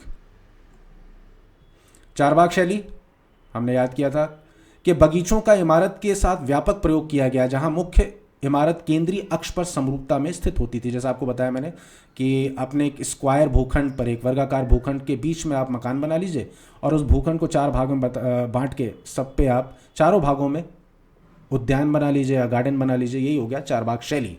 सामग्री और रंग योजना, अकबर के शासनकाल तक प्रमुख रूप से लाल बलुआ पत्थर का प्रयोग किया गया। शाहजहां के शासनकाल में स्थापत्य अपने चरमोत्कर्ष पर पहुंचा, जहां लाल बलुआ पत्थर के स्थान पर शुद्ध सफेद संगमरमर का व्यापक उपयोग किया गया। ठीक है, तो अकबर के शासनकाल में लाल बलुआ पत्थर से शुरुआत हुई और शाहजहां के काल तक ये विकसित होते होते सफेद संगमरमर पे पहुंच गया, जहां पर हमारा ताजमहल जिससे हमारा बना हुआ सफेद संगमरमर से और विश्व के 7 अद्भुत आश्चर्यों में से एक है। मेहराब, गुंबद और मीनारें, गुंबद का आकार प्यालानुमा होता था और यह दोहरी परत वाला होता था, जिससे अंदर की छत नीचे और बाहर की ऊंची दिखती थी। मेहराब प्रायः 4 केंद्रित या की स्टोन मेहराब होते थे। ये 4 केंद्रित और की स्टोन मेहराब जो है वो मेहराब के अलग अलग आकार होते हैं, अलग अलग आकृतियों के जो मेहराब होते हैं उन्हीं के ये 2 प्रकार हैं। मकबरों और मस्जिदों के चारों कोनों पर पतली मीनारें प्रमुखता से दिखाई देती हैं, जैसे ताजमहल में। सजावट और अलंकरण, पितरादुरा तकनीक, बहुमूल्य पत्थरों की जड़ाई का सबसे अधिक और कलात्मक उपयोग शाहजहां के काल में हुआ। तो ये आपने लिख लिया। सजावट में ज्यामिति, पैटर्न, पुष्प रूपांकन, ये सब आपने लिख लिया। आपको कीवर्ड्स अगर 70% भी रिटेन कर गए तो मान के चलिए आपको बहुत अच्छे मार्क्स मिलने वाले हैं। इन सारे कीवर्ड्स को आपको याद रखना है, इनको आपको लिखना है अपनी लाइन्स में, क्योंकि एग्जामिनर हमेशा वर्टिकली देखेगा आपके आंसर्स को, तो एक एक लाइन आपकी नहीं पड़ेगा। तो ये कीवर्ड्स लिखिए और उनको हाईलाइट कीजिए। छतरियाँ, कंगूरे और जालियाँ, पत्थर की बारीक नक्काशी वाली जो जालियाँ होती हैं, आपने देखा होगा मुगल इमारतों में, तो छतरियाँ, कंगूरे और जालियाँ भी इनका महत्वपूर्ण भाग थीं। मुगल स्थापत्य ने किले, महल, मस्जिद, मकबरे और बावड़ियों सहित कई प्रकार की संरचनाओं का निर्माण किया, जिसमें ताजमहल, लाल किला और फतेहपुर सीकरी के भवन विश्व प्रसिद्ध हैं। चलिए अब अगले प्रश्न पर चलते हैं, वो है भारत की औपनिवेशिक वास्तुकला की विशेषताओं पर प्रकाश डालिए। देखिए बहुत इंपॉर्टेंट तो नहीं है, लेकिन मान लीजिए अगर आयोग थोड़े बहुत आपके साथ खेलना ही चाहे, थोड़ा प्रयोग ही करना चाहे, तो उसका कोई भरोसा नहीं भैया। अनप्रेडिक्टेबल सर्विस कमीशन है उत्तर प्रदेश का। हालांकि वैसे क्वेश्चंस डायरेक्ट ही रहते हैं, अभी तक आए हुए प्रश्नों में सही रहेंगे, लेकिन अगर इधर उधर थोड़ा सा खेलना शुरू कर दे तो क्या पता इस तरह के सवाल पूछ दे।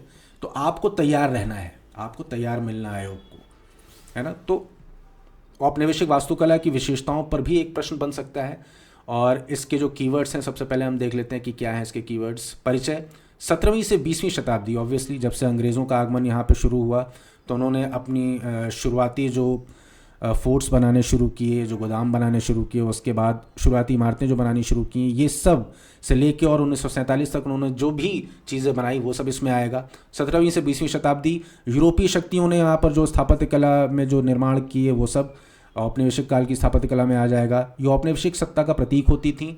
यूरोपीय और भारतीय दोनों का समन्वय इसमें देखा जा सकता है। मुख्य विशेषताएं क्या हैं? यूरोपीय शैलियों का मिश्रण, शास्त्रीय, गोथिक और पुनर्जागरण शैलियों का प्रभाव देखा जा सकता है। इन औपनिवेशिक काल की इमारतों में मेहराबें, नुकीली छतें और दरवाजे, ये सब जो है गोथिक शैली में बनाए गए। इंडो सार्सेनिक शैली, ब्रिटिश भारतीय समन्वय, यूरोपीय संरचनात्मक तत्व प्लस भारतीय रूपांकन। तो आपको क्या क्या याद रखना है? मुख्य विशेषताओं में यूरोपीय शैलियों का मिश्रण, इंडो सार्सेनिक शैली, सामग्री और तकनीक, इसमें क्या क्या याद रखेंगे कि इस्पात, सीमेंट और कंक्रीट का बड़े पैमाने पर उपयोग हुआ। ऊंची छतें, बड़े बरामदे और खिड़कियां इनके स्थापत्य की मुख्य विशेषता थी। ठीक है, तो यूरोपीय शैलियों का मिश्रण, इंडो सार्सेनिक शैली, सामग्री और तकनीक, ये 3 कीवर्ड्स आपके याद हो गए।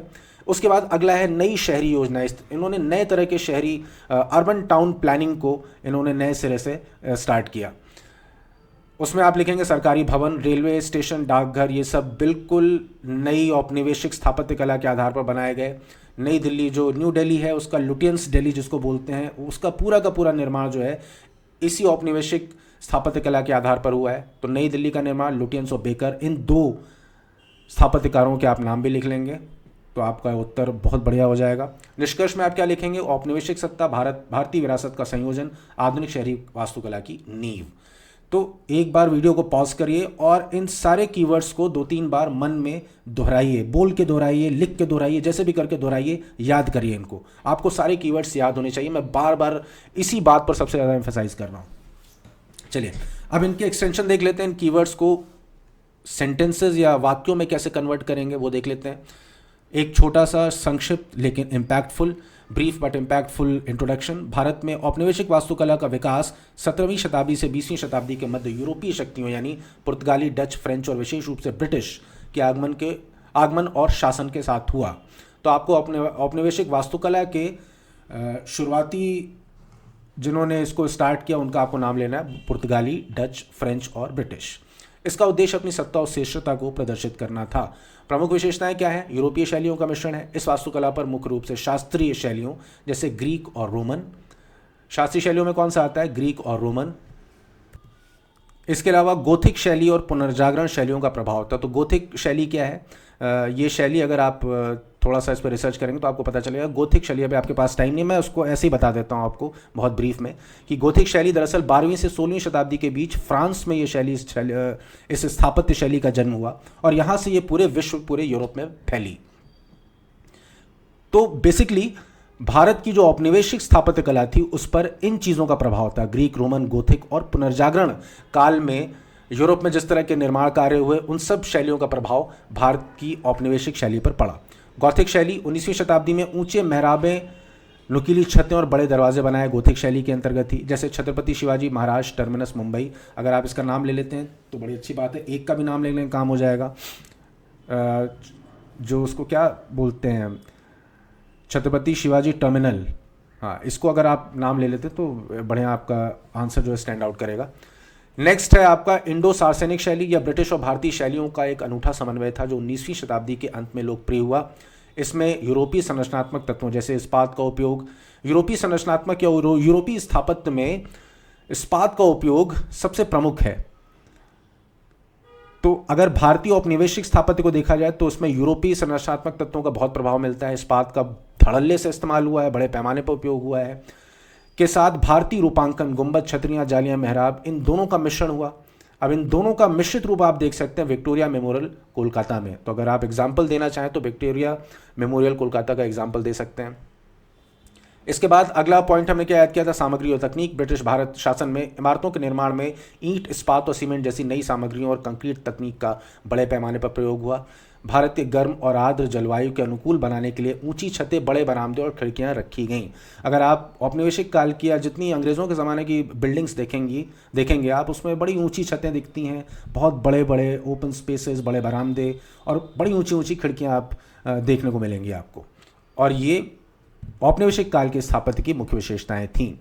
नई शहरी योजना, न्यू अर्बन प्लानिंग, हमने अगला कीवर्ड याद किया था। नई शहरी योजना के तहत क्या किया गया कि सरकारी भवन, रेलवे स्टेशन, डाकघर, चर्च और न्यायालयों जैसे सार्वजनिक भवनों पर ध्यान केंद्रित किया गया। यानी मध्यकालीन स्थापत्य जो था उसमें किलों और राजा के जो स्थान थे जहाँ पर वो रहता था, बादशाहों के रहने की जगह, और कभी कभी मस्जिदों में या उनकी कब्रों में ये सारी चीज़ें देखने को मिलती, वहाँ का स्थापत्य की शैलियाँ देखने को मिलती हैं। लेकिन औपनिवेशिक काल के उसमें क्या हुआ कि औपनिवेशिक काल में जो स्थापत्य जो था वो सरकारी भवनों, रेलवे स्टेशन, डाकघर, चर्च और न्यायालयों जैसे सार्वजनिक भवनों पर भी उनको अप्लाई किया गया, औपनिवेशिक स्थापत्य को।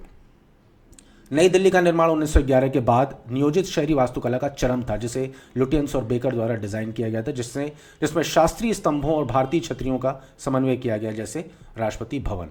तो ये सारी चीज़ें आप लिख देंगे। लास्ट में एक बहुत छोटा सा आपको उपसंहार या निष्कर्ष लिखना है। ये वास्तुकला औपनिवेशिक शक्ति और भारतीय विरासत के बीच तनाव और संश्लेषण को दर्शाती है। तो इस तरह से आपका औपनिवेशिक काल का स्थापत्य खत्म हो गया। अब आते हैं स्वातंत्र्योत्तर भारत की वास्तुकला की मुख्य विशेषताओं का वर्णन कीजिए। आपको लग रहा होगा कि सर बहुत इररिलेवेंट क्वेश्चंस भी आप बता रहे हैं, अनइम्पॉर्टेंट क्वेश्चंस भी बता रहे हैं। भैया आज के समय में अनइम्पॉर्टेंट या इररिलेवेंट कुछ भी नहीं है। अगर थोड़ा सा डिविएट करता है अपने पैटर्न से आयोग तो इस तरह के प्रश्न भी आपसे पूछ सकता है, क्योंकि अभी तक पूछा नहीं है। तो आप इन प्रश्नों को भी तैयार करके जाइए। अगर पूछ लेता है तब तो फिर आप सबसे ऊपर होंगे। तो छोड़ के क्यों जाना, ऐसा कोई प्रश्न क्यों छोड़ना जहाँ से पूछे जाने की संभावना प्रबल हो या धूमिल भी हो, तो भी तैयार करके जाना है आपको। तो हमने औपनिवेशिक स्थापत्य देख लिया। अब हम देखेंगे पोस्ट इंडिपेंडेंट इंडिया की जो आर्किटेक्चर था उसमें क्या क्या चीज़ें हैं। इसका क्विक रिवीजन नोट्स एक बार देख लेते हैं। परिचय में आपको क्या लिखना है कि 1947 के बाद भारत में जितने भवन बनाए गए वो पोस्ट इंडिपेंडेंट यानी स्वातंत्र्योत्तर स्थापत्य कला में आते हैं। राष्ट्रीय पहचान और आधुनिकता, इन दोनों का इन इमारतों में ध्यान रखा गया कि इनसे एक राष्ट्रीय पहचान बने, और दूसरा इनमें मॉडर्न एलिमेंट्स का इस्तेमाल किया गया। औपनिवेशिक अस्वीकृति, मतलब 1947 के बाद के जितने भवन हैं उसमें आपको कॉलोनियलिज्म के तत्व आपको कम मिलेंगे। तो कॉलोनियलिज्म को छोड़ने का मतलब, उपनिवेशवाद को छोड़ने का मतलब कि आपके उनके स्थापत्य के तत्वों को भी छोड़ना है। इसलिए 1947 के बाद के जितने भवन बनाए गए उसमें आपको कॉलोनियल माइंडसेट कम दिखेगा। इसके बाद इन भवनों में ध्यान रखा गया कि कार्यात्मकता यानी ऑपरेशनैलिटी या फंक्शनैलिटी इनमें हो, उनमें ज़्यादा सजावट ना हो, और जिस काम के लिए वो भवन बनाया गया उस काम के लिए बिल्कुल मुफीद हो, उचित हो। इन चीज़ों का ध्यान रखा गया। सांस्कृतिक जड़ें भी इसमें दिखाई देती हैं। मुख्य विशेषताएं क्या हैं? पहला है कार्यात्मकता और सरलता। कार्यात्मकता का मतलब फंक्शनैलिटी। कार्य प्रधान भवन है, बहुत ज़्यादा अनावश्यक सजावट वगैरह नहीं की गई है इसमें। सरल ज्यामितीय आकृतियाँ हैं, बहुत ज़्यादा कॉम्प्लिकेटेड ज्योमेट्रिकल पैटर्न्स आपको नहीं दिखेंगे, आकृतियाँ नहीं दिखेंगी। तो कार्यात्मकता और सरलता इन इमारतों में है। अंतर्राष्ट्रीय शैली का प्रभाव है। अंतर्राष्ट्रीय शैली में कार्बूसियर ने चंडीगढ़ जैसी बहुत वेल प्लान्ड सिटी का डिज़ाइन बनाई, उसको तैयार किया, और यहाँ पर वो विदेशी प्रभाव से उनका बाहर की विदेशी शैलियों का काफ़ी असर रहा चंडीगढ़ की टाउन प्लानिंग पे। तो उन्होंने वहाँ से जैसे एक ब्रूटलिज्म करके एक कॉन्सेप्ट आता है, उसको कैसे बोलेंगे आप, ब्रूटलिज्म एक तरह का आर्किटेक्चरल फिलॉसफी है जो ये कहती है कि आपको बिल्डिंग्स बनाते समय पूरी ईमानदारी बरतनी है। तो अगर आप देखेंगे पुराने बहुत सारे भवन जो है या कार्बूसियर द्वारा बनाए गए चंडीगढ़ के भवनों में आप देखेंगे कि उन्होंने खुले कंक्रीट का इस्तेमाल किया है, कंक्रीट का ओपन एक्सपोज्ड यूज़ किया है। आपके भवन, वहाँ के भवनों में आपको कंक्रीट दिखेगा, एकदम साफ साफ दिखेगा, उस पर ना कोई प्लास्टर किया गया है ना उस पर कोई पेंटिंग की गई है, साफ एक्सपोज्ड कंक्रीट आपको वहाँ पर दिखेगा।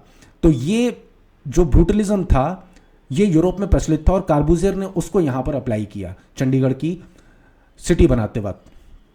कंक्रीट का व्यापक पैमाने पर इस्तेमाल किया, ये भी अंतर्राष्ट्रीय शैली का ही प्रभाव था कि भारत के उत्तर आधुनिक भवन या स्वतंत्रता के बाद बने भवनों में कंक्रीट का खुले पैमाने पर इस्तेमाल हुआ है। स्थानीय जलवायु के अनुकूलन, जालियाँ, बड़ी खिड़कियाँ, बरामदे, सामग्री का उपयोग। सामग्री कौन कौन सी इस्तेमाल हुई? कंक्रीट और इस्पात। इसलिए देखिए उस समय की बनाई हुई जितनी इमारतें हैं, आप अगर हावड़ा ब्रिज भी लेंगे, सोचिए इतना पुराना बनाया हुआ पुल आज भी इतना ही मजबूत है। तो कहते हैं ना अंग्रेज़ों के ज़माने की इमारतें बड़ी आपको मजबूत दिखेंगी। तो उस समय जितनी अंतर्राष्ट्रीय शैलियाँ थीं आर्किटेक्चर की, उनमें ये ध्यान रखा गया था कि इमारतें मजबूत हों, और एक ब्रूटलिज्म का कॉन्सेप्ट था कि उनमें बहुत ज़्यादा सजावट और साज सज्जा नहीं करनी है, और फंक्शनैलिटी को वो प्रमोट करती थी। इसके बाद अगला पॉइंट है सांस्कृतिक पुनरुत्थान। आप इसमें देखेंगे बीवी दोषी, चार्ल्स कोरिया, ऐसे जो आर्किटेक्ट्स थे उन्होंने भारतीय भवनों की डिज़ाइनें इस तरह से बनाई जिससे सांस्कृतिक पुनरुत्थान भी हो सके। इस तरह से सांस्कृतिक पुनरुत्थान, सामग्री, स्थानीय जलवायु के अनुकूलन, अंतर्राष्ट्रीय शैली का प्रभाव, कार्यात्मकता और सरलता, ये सारे कीवर्ड्स अगर आपको याद रहेंगे तो आप आराम से स्वातंत्रोत्तर भारत की स्थापत्य कला को आप एक्सप्लेन कर ले जाएंगे। निष्कर्ष में आपको लिख देना है आधुनिकता प्लस स्वदेशी परंपरा का संतुलन, भारतीय पहचान की खोज। अब पॉज करिए, 5-6 बार जितने भी कीवर्ड्स लिखे उनको दोहराइए अपने मन में, उनको लिखिए कागज़ पर, ज़्यादा से ज़्यादा बार रिवाइज करिए। फिर आते हैं, जब आपने ये काम कर लिया वीडियो को पॉज करके, फिर आप आइए अब उन सारे कीवर्ड्स को हम लोग एक एक लाइन में देखते हैं कि लिखना कैसे है। सबसे पहले क्या है? परिचय। स्वतंत्रता के बाद यानी 1947 के बाद भारत की वास्तुकला ने राष्ट्रीय पहचान और आधुनिकता को स्थापित करने का लक्ष्य रखा। इसने औपनिवेशिक विरासत को अस्वीकार करते हुए कार्यक्षमता और सांस्कृतिक जड़ों को महत्व दिया। तो आपको इंट्रोडक्शन बताना है, राष्ट्रीय पहचान, आधुनिकता, उसके बाद कार्यक्षमता और सांस्कृतिक जड़ों पर महत्व। मुख्य विशेषताएं, कार्यात्मकता और सरलता। वास्तुकला का मुख्य उद्देश्य भवन को कार्यात्मक बनाना था। इसमें अनावश्यक सजावट से बचा गया और सरल ज्यामितीय आकृतियों का प्रयोग किया गया। तो कार्यात्मक थी ये, और उसके अलावा सरल ज्यामितीय आकृतियों का प्रयोग किया। बहुत ज़्यादा भब्बर डिज़ाइन वगैरह इस तरह की चीज़ों से बचा गया। अंतर्राष्ट्रीय शैली का प्रभाव। ली कार्बूसियर जैसे विदेशी वास्तुकारों ने भारत के पहले नियोजित शहर चंडीगढ़ को डिज़ाइन किया। यहाँ कंक्रीट का खुला उपयोग और सरल और साहसी रूप, बोल्ड की जगह साहसी कर लीजिएगा, साहसी रूप देखने को मिलते हैं। ये ब्रूटलिस्ट आर्किटेक्चर ये है। जो ब्रूटल ऑनेस्ट आर्किटेक्चर होता है वो इसी तरह का होता है कि इसमें आपको कुछ छिपाना नहीं है, कंक्रीट को एज इट इज़ रखा गया है, इसमें कहीं भी कोई पेंटिंग या प्लास्टर वगैरह नहीं किया गया है। स्थानीय जलवायु के अनुकूलन। यहाँ की जितनी इमारतें बनाई गई स्वतंत्रोत्तर भारत की, वो स्थानीय जलवायु के अनुकूल थीं। भवनों को भारत की गर्म जलवायु के अनुकूल बनाने के स्थान पर ध्यान ज़्यादा दिया गया। और वो कैसे करते? बड़ी बड़ी जालियाँ, बड़ी खिड़कियाँ और बरामदों का प्रयोग करके यहाँ के क्लाइमेट के लिए अनुकूलन किया गया। और ये क्यों किया गया? जिससे वेंटिलेशन बना रहे और शेडो भी मिलती रहे, बहुत ज़्यादा धूप से आप बच सकें, और आपको वायु संचार भी आपके कमरों में बना रहे, इस बात का ध्यान रखा गया। सामग्री, कंक्रीट और इस्पात जैसी आधुनिक निर्माण सामग्रियों का जमकर उपयोग हुआ, जिसने पारंपरिक निर्माण सामग्री जैसे पत्थर की जगह ली। सांस्कृतिक पुनरुत्थान, बीवी दोषी और चार्ल्स कोरिया जैसे भारतीय वास्तुकारों ने स्थानीय वास्तुकला शैलियों और तत्वों को आधुनिक डिजाइन में समाहित किया।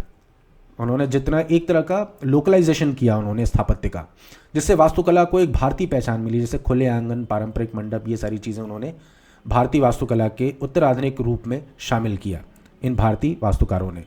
इस तरह से हमारी सांस्कृतिक पुनरुत्थान का भी एक प्रयास रहा इन स्थापत्य इमारतों के माध्यम से। तो हमने इस तरह से इस पूरे क्वेश्चन को कंप्लीट कर लिया। लास्ट में एक छोटा सा निष्कर्ष आप दे देंगे। इस प्रकार यह काल आधुनिकता और स्वदेशी परंपरा के बीच संतुलन स्थापित करने का प्रयास था। अब आते हैं अगले प्रश्न पर, भारतीय चित्रकला। देखिए हमने मूर्तिकला और स्थापत्य कला को खत्म कर लिया। टॉपिक अब अगला है भारतीय चित्रकला। भारत में प्रागैतिहासिक गुफा चित्रों की प्रमुख विशेषताओं और उनके महत्व की विवेचना कीजिए। तो अब ये सवाल क्या है, हमें प्रागैतिहासिक चित्रों के बारे में बताना है और खास तौर पर भीमबेटका के संदर्भ में। चलिए इसका फटाफट हम लोग शॉर्ट नोट्स देख लेते हैं, इसके कीवर्ड्स क्या क्या हैं। तो सबसे पहले इसमें आपको याद रखना है, परिचय में छोटा सा आप दे दीजिएगा, मध्य प्रदेश में भीमबेटका स्थल पाया गया और भारत में जो प्रागैतिहासिक चित्र पाए गए हैं, विश्व में सबसे पुराने प्रागैतिहासिक चित्र भारत में पाए गए हैं, शैल चित्र। और ये तकरीबन कितने पुराने हैं, 30,000 वर्ष पुराने हैं। इसके पहले जो इससे पुराने जो चित्र थे वो आपके स्पेन और स्पेन का जो अल्टामीरा है और फ्रांस का एक लास्को करके जगह है, वहाँ से मिले थे। लेकिन उनसे भी पुराने चित्र भारत में मिले हैं, लगभग 30,000 वर्ष पुराने। और सबसे लास्ट में इनको खोजा गया 1957 के करीब। तो ये आप याद रखिए कि दुनिया के सबसे पुराने शैल चित्र भारत में मिले हैं और ये विश्व विरासत स्थल भी इसलिए इसको कहा जाता है, स्पेन का अल्टामीरा और फ्रांस के लास्को की तरह भारत के भीमबेटका भी इसीलिए विश्व विरासत स्थलों में भी आते हैं। ये आप छोटा सा परिचय इसका दे दीजिएगा। अब उसके बाद आपको बताना है कि इन चित्रों के विषय क्या थे। तो अभी हम चित्र भी देखेंगे और आपको ये विषय याद भी हो जाएंगे उस चित्र को देखने के बाद, कि एक तो उसमें शिकार के चित्र थे, नृत्य के चित्र हैं, पशुओं के चित्र हैं और धार्मिक उत्सवों वगैरह के चित्र हैं। फिर किस तरह के रंगों का इस्तेमाल हुआ है, गेरुआ, सफ़ेद और पीला, इस तरह के रंगों का इस्तेमाल हुआ है उसमें। तो आपको भीमबेटका पहले तो परिचय आपको दे देना है, मध्य प्रदेश कहाँ पर पाया गया, मध्य प्रदेश कितने साल पुराने, 30,000 वर्ष पुराने, और विश्व धरोहर स्थल भी हैं। अगर आप इसमें एक फैक्ट और ऐड करना चाहें तो बता दीजिएगा कि ये उच्च पुरा पाषाण काल यानी अपर पैलियोलिथिक एज के हैं। यानी अपर पैलियोलिथिक एज कब से कब तक माना जाता है, 40,000 साल से लेके 12,000 वर्ष तक का जो पीरियड है उसे अपर पैलियोलिथिक यानी उच्च पुरा पाषाण काल माना जाता है। और उसी काल के ये चित्र आपको भीमबेटका में मिले हैं। तो आपको इस पूरे क्वेश्चन में आपको एक छोटा इंट्रोडक्शन याद रखना है, फिर विषय आपको बताना है, फिर रंग आपको बताना है, फिर शैली आपको बतानी है। शैली क्या है, इसके चित्र बहुत कॉम्प्लिकेटेड नहीं है, बहुत जटिल नहीं है, बल्कि बहुत सरल और सरल रेखाओं से बनाए हुए चित्र हैं, प्रतीकात्मक हैं। महत्व क्या है, एक तो ये सांस्कृतिक निरंतरता को दर्शाते हैं, दूसरा उस समय की धार्मिक चेतना को दर्शाते हैं, और वैश्विक तुलना में अगर देखा जाए तो सबसे पुरानी सभ्यताओं में से एक हमारे भारत में शुरू हुई थी, ये भी बताते हैं। तो इन चीज़ों को आपको याद रखना है। भीमबेटका का छोटा सा परिचय, विषय, शिकार, नृत्य, पशु, धार्मिकता, रंग, प्राकृतिक, गेरू, सफ़ेद, पीला, कृत्रिम रंग नहीं थे, प्राकृतिक रंग थे सारे के सारे, गेरू, सफ़ेद, पीला, शैली, महत्व, यानी विषय, रंग, शैली, महत्व, ये 4 चीज़ें आप याद रखेंगे, अपने आप ये पूरा आंसर लिख ले जाएंगे। ठीक है, चलिए अब इनका एक बार एक्सटेंशन देख लेते हैं, इनको एक्सप्लेन करके देखते हैं क्या क्या लिखा हुआ है। भारत में प्रागैतिहासिक गुफा चित्र भीमबेटका मध्य प्रदेश के अतिरिक्त मध्य प्रदेश में आदमगढ़ और रायसेन, उत्तर प्रदेश में मिर्ज़ापुर और बेलन घाटी, कर्नाटक में कुपगल्लू और केरल में इडक्कल गुफाओं में पाए गए हैं। किंतु उनमें सबसे महत्वपूर्ण स्थल भीमबेटका है, जो यूनेस्को के विश्व धरोहर स्थलों की सूची में शामिल है।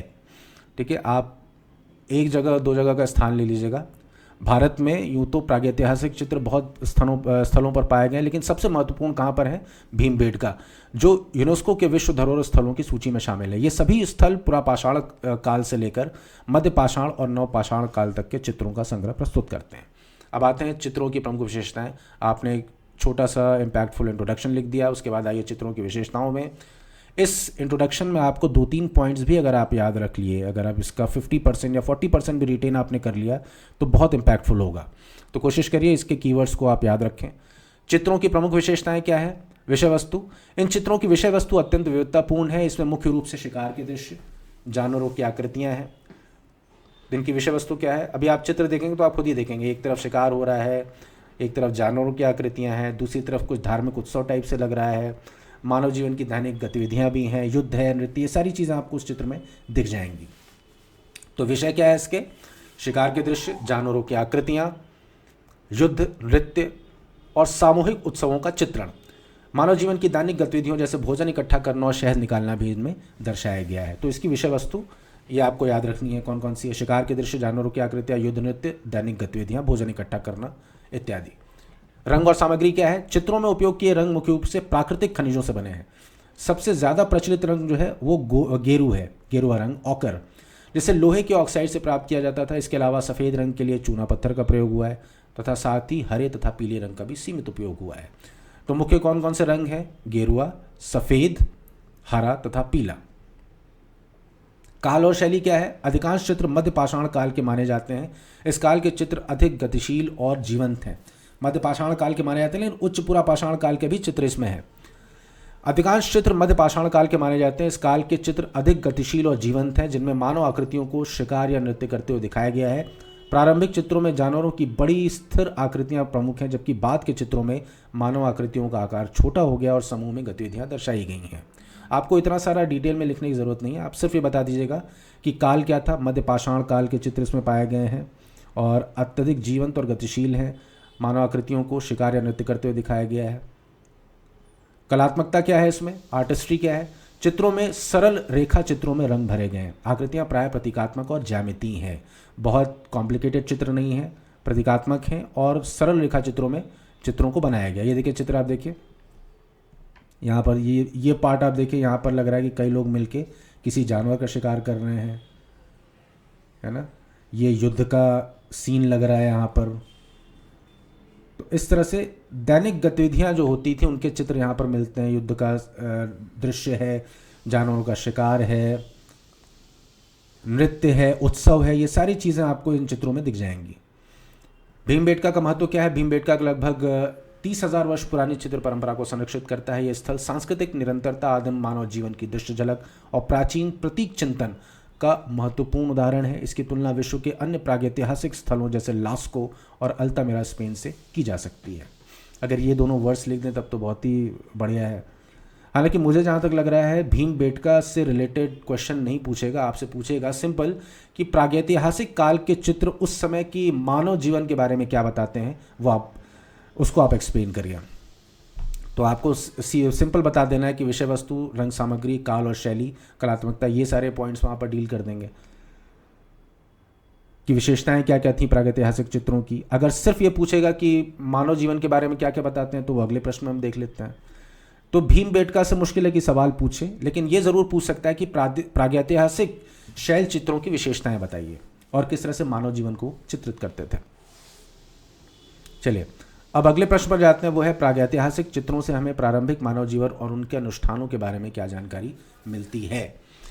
वही सारी चीज़ें हैं। भारत के प्रागैतिहासिक चित्र जो प्रीहिस्टोरिक पेंटिंग्स है वो आदिम मानव के जीवन, सोच और आस्थाओं की मूल्यवान झलकियाँ प्रस्तुत करते हैं। इसके मुझे लग नहीं रहा कि आपको कीवर्ड्स देखने की ज़रूरत है, फिर भी एक बार देख लेते हैं। क्विक रिवीजन नोट्स में क्या है? परिचय, प्रागैतिहासिक चित्र किस तरह से आदिम मानव जीवन की झलक देते हैं, उनकी सामाजिक संरचना और धार्मिक मान्यताओं पर प्रकाश डालते हैं। एक छोटा सा परिचय दे दीजिएगा। पॉइंट्स क्या क्या डालेंगे? दैनिक जीवन और सामाजिक संरचना पहला पॉइंट है, उसमें लिखेंगे शिकार, खाद्य संग्रह, पशुपालन, सामूहिक नृत्य और उत्सव से रिलेटेड चित्र आपको मिलते हैं जो उस समय के सामाजिक जीवन पर प्रकाश डालते हैं, दैनंदिन और सामाजिक जीवन पर प्रकाश डालते हैं, रोज़मर्रा की ज़िंदगी पर। उसके बाद अनुष्ठान और आध्यात्मिक विश्वासों से रिलेटेड भी चित्र आपको इन शैल चित्रों में देखने को मिलते हैं। उसमें एक पॉइंट है जादू अनुष्ठान के कुछ चित्र मिलेंगे, शैमनिज्म मिलेगा आपको उसमें, और इसके अलावा प्रकृति पूजा के भी तत्व आपको इन चित्रों में दिखाई देंगे। तो इससे पता चलता है कि उस समय के लोग जादू अनुष्ठानों और प्रकृति पूजा पर भी विश्वास करते थे। तो ये चीज़ें भी आपको उस समय के जीवन के बारे में पता चलती हैं इन चित्रों के माध्यम से। और निष्कर्ष में आप लिख देंगे मानव के जीवन यापन, समाज और आध्यात्मिक सोच के विश्वसनीय प्रमाण ये चित्र हैं। इस तरह से आपको सिर्फ दो कीवर्ड्स आपको याद रखने हैं, दैनिक जीवन और सामाजिक संरचना, अनुष्ठान और आध्यात्मिक विश्वास। इससे आप बड़े आराम से बता ले जाएंगे कि प्रागैतिहासिक काल के चित्रों में मानव के जीवन को किस तरह से दर्शाया गया है। चलिए अब इसको थोड़ा डिटेल में देख लेते हैं। भारत के प्रागैतिहासिक चित्र आदिम मानव के जीवन, सोच और आस्थाओं की मूल्यवान झलकियां प्रस्तुत करते हैं। ये चित्र न केवल सौंदर्यात्मक अभिव्यक्ति हैं बल्कि सामाजिक, सांस्कृतिक और धार्मिक गतिविधियों का दृश्य इतिहास भी हैं। विजिबल हिस्ट्री है ये सामाजिक, सांस्कृतिक और धार्मिक गतिविधियों का। दैनिक जीवन और सामाजिक संरचना को कैसे चित्रित करते हैं? इन चित्रों में दैनिक जीवन के कई पहलुओं को चित्रित किया गया है। शिकार और खाद्य संग्रह, तो आप ये याद रखिएगा, शिकार और खाद्य संग्रह। भीमबेटका की गुफाओं में शिकार के दृश्य प्रमुखता से मिलते हैं, जहां मानव समूहों को गैंडे और भैंसे जैसे जानवरों का शिकार करते हुए दिखाया गया है। तो दैनिक जीवन के चित्रों में क्या है? शिकार और खाद्य संग्रह। पशुपालन के संकेत, मध्य प्रदेश के आदमगढ़ से प्राप्त कुछ चित्रों में पालतू जानवरों का चित्रण मिलता है, जो नवपाषाण काल में कृषि और पशुपालन की शुरुआत का संकेत हो सकता है। सामूहिक गतिविधियां, देखिए इसमें उच्च पुरा पाषाण काल के भी मिलते हैं, मध्य पाषाण काल के भी मिलते हैं और नवपाषाण काल के भी कुछ चित्र मिलते हैं। और नवपाषाण काल में ही हमने पालतू जानवरों को पालना शुरू किया था, जानवरों को पालतू बनाना शुरू किया था, खेती शुरू की थी। तो इसके भी संकेत मिलते हैं इन चित्रों के माध्यम से। शिकार और खाद्य संग्रह, पशुपालन के संकेत, ये दोनों संकेत इन चित्रों से मिलते हैं। उसके बाद सामूहिक गतिविधियां, भीमबेटका की चित्रकला में सामूहिक नृत्य और उत्सवों के दृश्य भी मिलते हैं, जो प्रारंभिक मानव के सामाजिक और सामुदायिक जीवन को दर्शाते हैं। ये समूह में रहने और साझी गतिविधियां करने की उनकी प्रवृत्ति को उजागर करते हैं। भाई देखो, एक चीज़ आप जान लीजिए कि होमो सेपियंस सारे दूसरी स्पीशीज़ में सबसे ज़्यादा प्रभावशाली, बुद्धिमान और इतना एडवांस्ड क्यों हुआ? क्योंकि इसमें सामूहिकता है। समाज नहीं हमें सबसे ज़्यादा एडवांस स्पीशीज़ बनाया, और ये सामूहिकता के जो तत्व हैं आपको इन चित्रों में भी दिखते हैं। इसके बाद आता है अनुष्ठान और आध्यात्मिक विश्वास। तो इसमें आपको क्या लिखना है? जादू अनुष्ठान और ओझाओं की परंपरा और प्रकृति पूजा। उस समय भी ओझा पाए जाते थे जैसे आज पाए जाते हैं, वो सारी निरंतरता आज भी चली आ रही है, क्योंकि शुरुआत से ही मनुष्य प्रकृति की शक्तियों के प्रति बड़ा एक तरह से उसको बड़ा आश्चर्यचकित होता था। तो उसने प्रकृति की शक्तियों को भगवान मानना शुरू कर दिया, उनकी पूजा करनी शुरू कर दी, और ये सारे संकेत इन शुरुआती चित्रों में भी हमें दिखते हैं। तो आपको यहाँ पर ज़्यादा कुछ नहीं लिखना है, खाली जादू अनुष्ठान आप बता दीजिए। शिकार के दृश्यों का दीवारों पर चित्रण संभवतः एक जादू अनुष्ठान था, शायद ऐसा करने से शिकार में सफलता सुनिश्चित होती थी। ओझाओं की परंपरा और प्रकृति पूजा, कुछ गुफा चित्रों में प्रतीकात्मक आकृतियां और रहस्यमय ओझा जैसे व्यक्ति दिखाए गए हैं। ये प्रारंभिक मानव के आध्यात्मिक विश्वासों और प्रकृति की शक्तियों के प्रति उनके सम्मान को प्रकट करते हैं। इस प्रकार भीमबेटका और मिर्ज़ापुर जैसे प्रागैतिहासिक स्थलों से प्राप्त ये चित्र हमें प्रारंभिक मानव जीवन के तरीकों, जीवन यापन के तरीकों, सामाजिक संरचनाओं और उनके अनुष्ठानिक और आध्यात्मिक चिंतन के बारे में महत्वपूर्ण जानकारी देते हैं। इस तरह से आपका ये प्रश्न भी समाप्त हो गया। अब आते हैं चित्रकला में जो अगला प्रश्न है, वो है अजंता भित्ति चित्रों का वर्णन और उनके ऐतिहासिक महत्व पर प्रकाश डालिए। ये इंपॉर्टेंट हो सकता है, पूछ सकता है, क्योंकि चित्रकला में यही एक दो चीज़ें इंपॉर्टेंट है। एक तो अजंता भित्ति चित्र, दूसरा मुगल काल की जो चित्रकला थी वहाँ से एक प्रश्न बन सकता है। तो ये बहुत इंपॉर्टेंट क्वेश्चन है, इसको बड़े ध्यान से आप देखिएगा और जितनी बार हो सके इसके कीवर्ड्स को आप याद करने की कोशिश करिए। आइए इसके कीवर्ड्स पे चलते हैं। तो सबसे पहला जो हमारा इसका शॉर्ट नोट्स या क्विक रिवीजन नोट्स है, उसमें परिचय में आप बता देंगे महाराष्ट्र और औरंगाबाद के इलाकों में, महाराष्ट्र के औरंगाबाद इलाकों में यहाँ पर अजंता की गुफाएं पाई गई हैं, जिनमें हीनयान और महायान से रिलेटेड चित्र पाए गए हैं। उत्कृष्ट म्यूरल पेंटिंग का जो ट्रेडिशन है वो यहाँ पर देखा जाता है। मुख्य विशेषताएं क्या हैं? इनमें विषय वस्तु क्या है? धार्मिक विषय वस्तु है। बुद्ध का जीवन, जातक कथाएं, बोधिसत्व, इन सबका चित्रण वहाँ पर हुआ है। तो मुख्य विशेषताएं में आप क्या याद रखेंगे? इसकी विषय वस्तु जो कि है धार्मिक। उसके बाद कथात्मक चित्रण, चित्रों में कथाओं को दर्शाया गया है, कथाओं को चित्रों के माध्यम से दर्शाया गया है। तो एक तरह की कंटिन्यूअस या सतत कथा शैली इसमें आपको देखने को मिलेगी। उसके बाद मानव भावनाएं भी इसमें बहुत प्रभावशाली ढंग से उकेरी गई हैं। करुणा, वात्सल्य और शांति के रस आपको उसमें दिखाई देंगे। रंग और शैली आप बता देंगे किन रंगों का प्रयोग हुआ है ज़्यादातर, लाल, पीला, हरा, सफ़ेद, काला।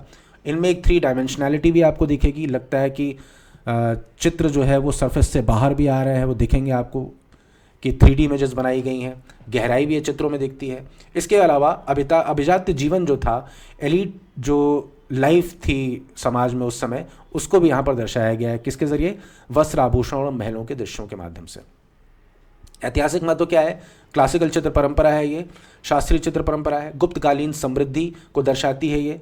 गुप्तकालीन समाज की जो जो स्वर्ण युग कहा जाता है, वो क्यों कहा जाता है, इन चित्रों से भी हमें पता चलता है। धार्मिक और सांस्कृतिक दस्तावेज हैं उस काल के, प्राचीन चित्रकला का स्रोत हैं, और ये विश्व धरोहर स्थल भी हैं। तो ये कीवर्ड्स आपको याद रखने हैं। मुख्य विशेषताएं में आप क्या बताएंगे? विषय वस्तु, कथात्मक चित्रण, मानव भावनाएं, रंग और शैली, अभिजात्य जीवन।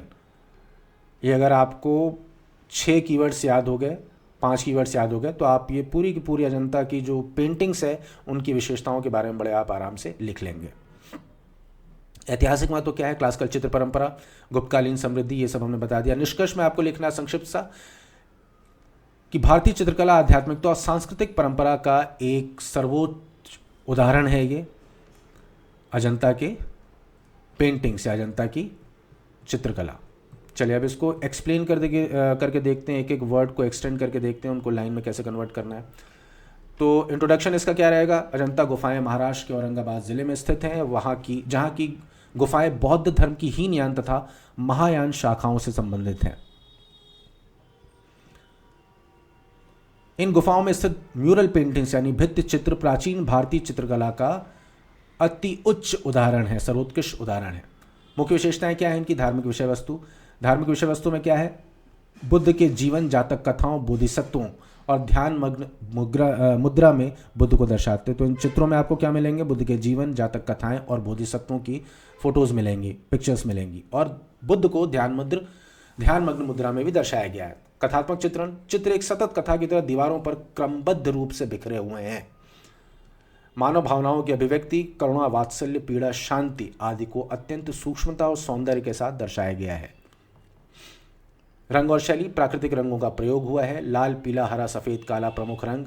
चित्रण में त्रिविमीयता यानी 3 डायमेंशनल इफेक्ट भी आपको दिखेगा, और हल्के गहरे रंगों के प्रयोग से गहराई का भी आभास होता है। 3 डायमेंशनैलिटी और डेप्थ, ये दोनों चीज़ें आपको दिखेंगी वहाँ पर। अभिजात्य जीवन का चित्रण, समृद्ध वस्त्र आपको दिखेंगे, आभूषण, महलों के दृश्य, ये सब बताते हैं कि उस समय का अभिजात्य एलीट क्लास का जो जीवन था वो कैसा था। ये सारे दृश्य मिलकर तत्कालीन शाही जीवन शैली की झलक देते हैं। ऐतिहासिक महत्व क्या है? अजंता चित्रकला भारत की क्लासिकल चित्र परंपरा यानी शास्त्रीय चित्र परंपरा का प्रतिनिधित्व करती है। ये इसका महत्व है।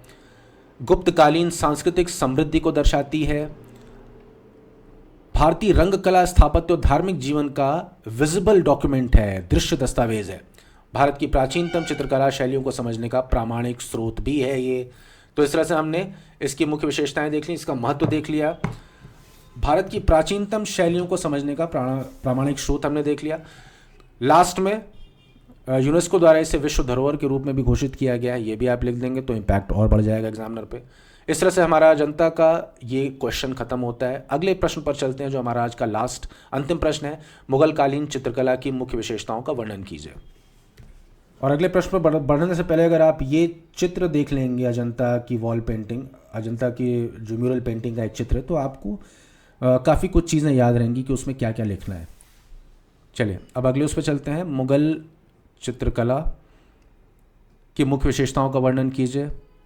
इसमें वही करेंगे, विषय वस्तु की क्या है, शैलीगत विशेषताएं क्या हैं, और भारतीय और फारसी प्रभाव पर कैसे पड़ा, ये सब चीज़ें लिखेंगे। तो एक बार शॉर्ट नोट्स इसका हम देख लेते हैं कि कीवर्ड्स क्या क्या है। परिचय में हम लिखेंगे 16वीं शताब्दी में विकसित हुई, हुमायूं अकबर के काल में इसका विकास हुआ, फारसी भारतीय मिश्रण, फारसी और भारतीय कला का मिश्रण इसमें देखा जाता है, और जहांगीर काल में ये चरम पे पहुंची। जहांगीर खुद बड़ा अच्छा चित्रकार था। इनफैक्ट वो ये भी कहता था कि मैं किसी भी चित्र को देख के बता सकता हूं कि इसका कौन सा पार्ट किसने बनाया है।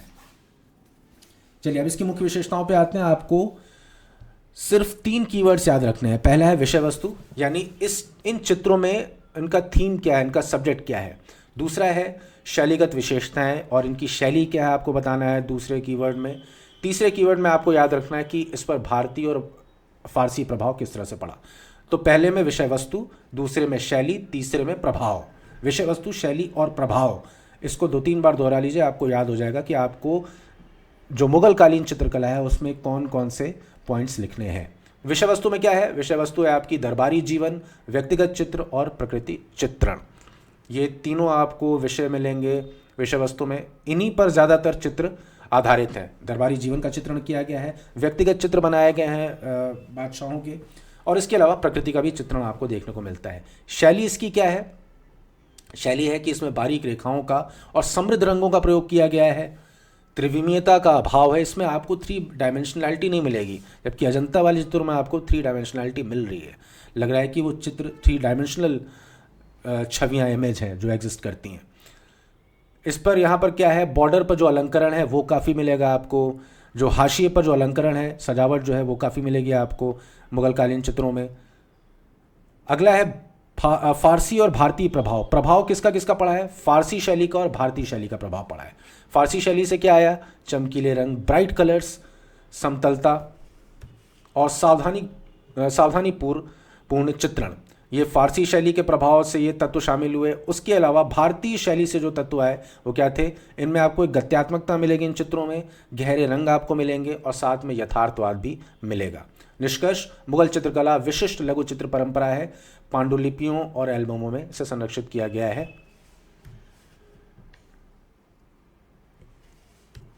चलिए, इन सारे कीवर्ड्स को अभी आप वीडियो पॉज करिए, 2-3 बार इनको दोहराइए। अब इन सारे कीवर्ड्स का हम एक बार एक्सटेंशन देख लेते हैं कि इन्हें लाइंस में कैसे कन्वर्ट करना है। तो ये देखिए, ये एक चित्र अगर आप एक बार देख लेंगे, ये दोनों यहाँ पर देखिए 2 पक्षियों का चित्रण है, और जहाँ तक मुझे लग रहा है ये पक्का मंसूर ने बनाई होगी, जिसको नादिरुल असर की उपाधि मिली थी, उसने बनाया होगा। ये देखिए दरबारी जीवन का चित्रण है। तो दरबारी जीवन का चित्रण और पशु पक्षियों की आकृतियाँ, दोनों चीज़ें तो आपको इन्हीं चित्रों से याद हो गई। तो विशेषताओं में आप बता ले जाएंगे, 2 चीज़ें तो आप लिख ही लेंगे चित्रों को अगर याद रखते हैं। चलिए, अब एक बार एक्सटेंशन देख लेते हैं क्या क्या चीज़ें हैं। संक्षेप में एक परिचय आप लिखेंगे। परिचय में लिखेंगे मुगल चित्रकला शैली का विकास 16वीं शताब्दी में सम्राट हुमायूं और अकबर के शासनकाल में हुआ। ये शैली फारसी और भारतीय कला शैलियों के मिश्रण से उत्पन्न हुई, और इसका जो पीक था, जो चरमोत्कर्ष था, वो जहांगीर के शासनकाल में हुआ। अब इसकी थीम्स क्या है, विषय इसका जो है वो सबसे पहले आप लिखेंगे दरबारी जीवन। चित्रकला का प्रमुख विषय शाही दरबार, शिकार के दृश्य, ऐतिहासिक घटनाएं और दरबारी समारोह, ये सारी चीज़ें आप बता देंगे। शाही दरबार, शिकार के दृश्य, ऐतिहासिक घटनाएं और दरबारी समारोह होते थे जो शासकों की भव्यता को दर्शाते थे। उसके बाद व्यक्तिगत पोर्ट्रेट्स भी बनाए गए इसमें सम्राटों, राजकुमारों के। सम्राटों, राजकुमारों और दरबार के प्रमुख सदस्यों के यथार्थवादी और सटीक व्यक्तिगत चित्र बनाए गए हैं।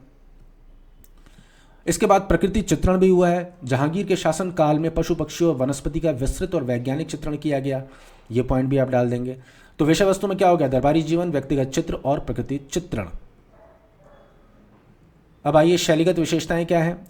पहली जो शैलीगत विशेषता है वो ये है कि बारीक रेखाओं और रंगों का प्रयोग किया गया है।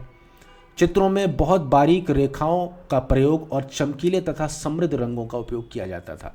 यह आपकी पहली विशेषता है, शैलीगत विशेषता, बारीक रेखाएं और चटक रंग, समृद्ध रंग। त्रिविमीयता का अभाव, यानी 3 डायमेंशनल इमेजेस नहीं होती थी, ये 2D इमेजेस आपको लगती थी देखने में। चित्रों में प्रायः आयाम यानी डेप्थ और परिप्रेक्ष्य, पर्सपेक्टिव की कमी होती थी। आकृतियों को सामान्यतः एक ही तल पर चित्रित किया जाता था, इसी को बोलते हैं समतलता। हाशिया अलंकरण, बॉर्डर्स, मुख्य चित्र के चारों ओर सजावटी हाशिए बनाए जाते थे जिनमें पुष्प, ज्यामितीय पैटर्न या सुलेख का उपयोग होता था। इसके बाद है संयोजन। चित्रों में आकृतियों को क्रमबद्ध और व्यवस्थित तरीके से व्यवस्थित किया जाता था, जिससे चित्र संतुलित और समरूप दिखाई देता था। अगर आप चाहें तो इस पॉइंट को हटा भी सकते हैं, इसको लिखने की जरूरत नहीं है। आप सिर्फ 3 पॉइंट लिखेंगे, बारीक रेखाएं, रंग, त्रिविमीयता का अभाव, हाशिया अलंकरण। इन 3 कीवर्ड्स को अगर आप याद रखेंगे तो बड़े आराम से बहुत अच्छा आंसर आप लिख पाएंगे। फारसी और भारतीय प्रभाव। फारसी प्रभाव क्या था? चमकीले रंग, फ्लैटनेस, कोई 3 डायमेंशनैलिटी नहीं थी, और सावधानी पूर्वक चित्रण। ये सब फारसी शैलियों से लिए गए थे। भारतीय प्रभाव क्या था? तीव्र गति, गत्यात्मकता थी इन चित्रों में, गहरे भारतीय रंग जैसे पीला, लाल और यथार्थवादी चित्रण, ये तीनों भारतीय परंपरा से आए। तो फारसी और भारतीय प्रभाव में आप क्या लिखेंगे? प्रभाव वाले तीसरे कीवर्ड में फारसी प्रभाव था, उसमें क्या क्या था? चमकीले रंग, समतलता और सावधानी पूर्वक चित्रण। भारतीय प्रभाव में था तीव्र गति, गहरे भारतीय रंग और यथार्थवादी चित्रण। इस तरह से हमने मुगल चित्रकला की मुख्य विशेषताएं भी देख ली। लास्ट में एक संक्षेप में एक छोटा सा उपसंहार लिख देंगे। मुगल चित्रकला मुख्य रूप से लघु चित्रकला के रूप में विकसित हुई, जिसे पांडुलिपियों और एल्बमों में सहेजा गया है। इस तरह से आपका मुगल चित्रकला की विशेषताओं वाला भी प्रश्न खत्म होता है। तो आज के हमारे 12 प्रश्न हो गए। आप कोशिश करिएगा इन सारे 12 प्रश्नों के जितने शॉर्ट नोट्स आपने बनाए हैं या जो हमारे पास हैं, इनको आप बार बार देखिए, रिवाइज़ करिए और कोशिश करिए कि उनको बिल्कुल कंठस्थ कर जाएं। जितनी बार आप रिवाइज़ करेंगे उतना ही बढ़िया आपकी आंसर राइटिंग होती चली जाएगी। तो चलिए आज के लिए बस इतना ही। मिलते हैं अगले वीडियो में, तब तक के लिए जय हिंद।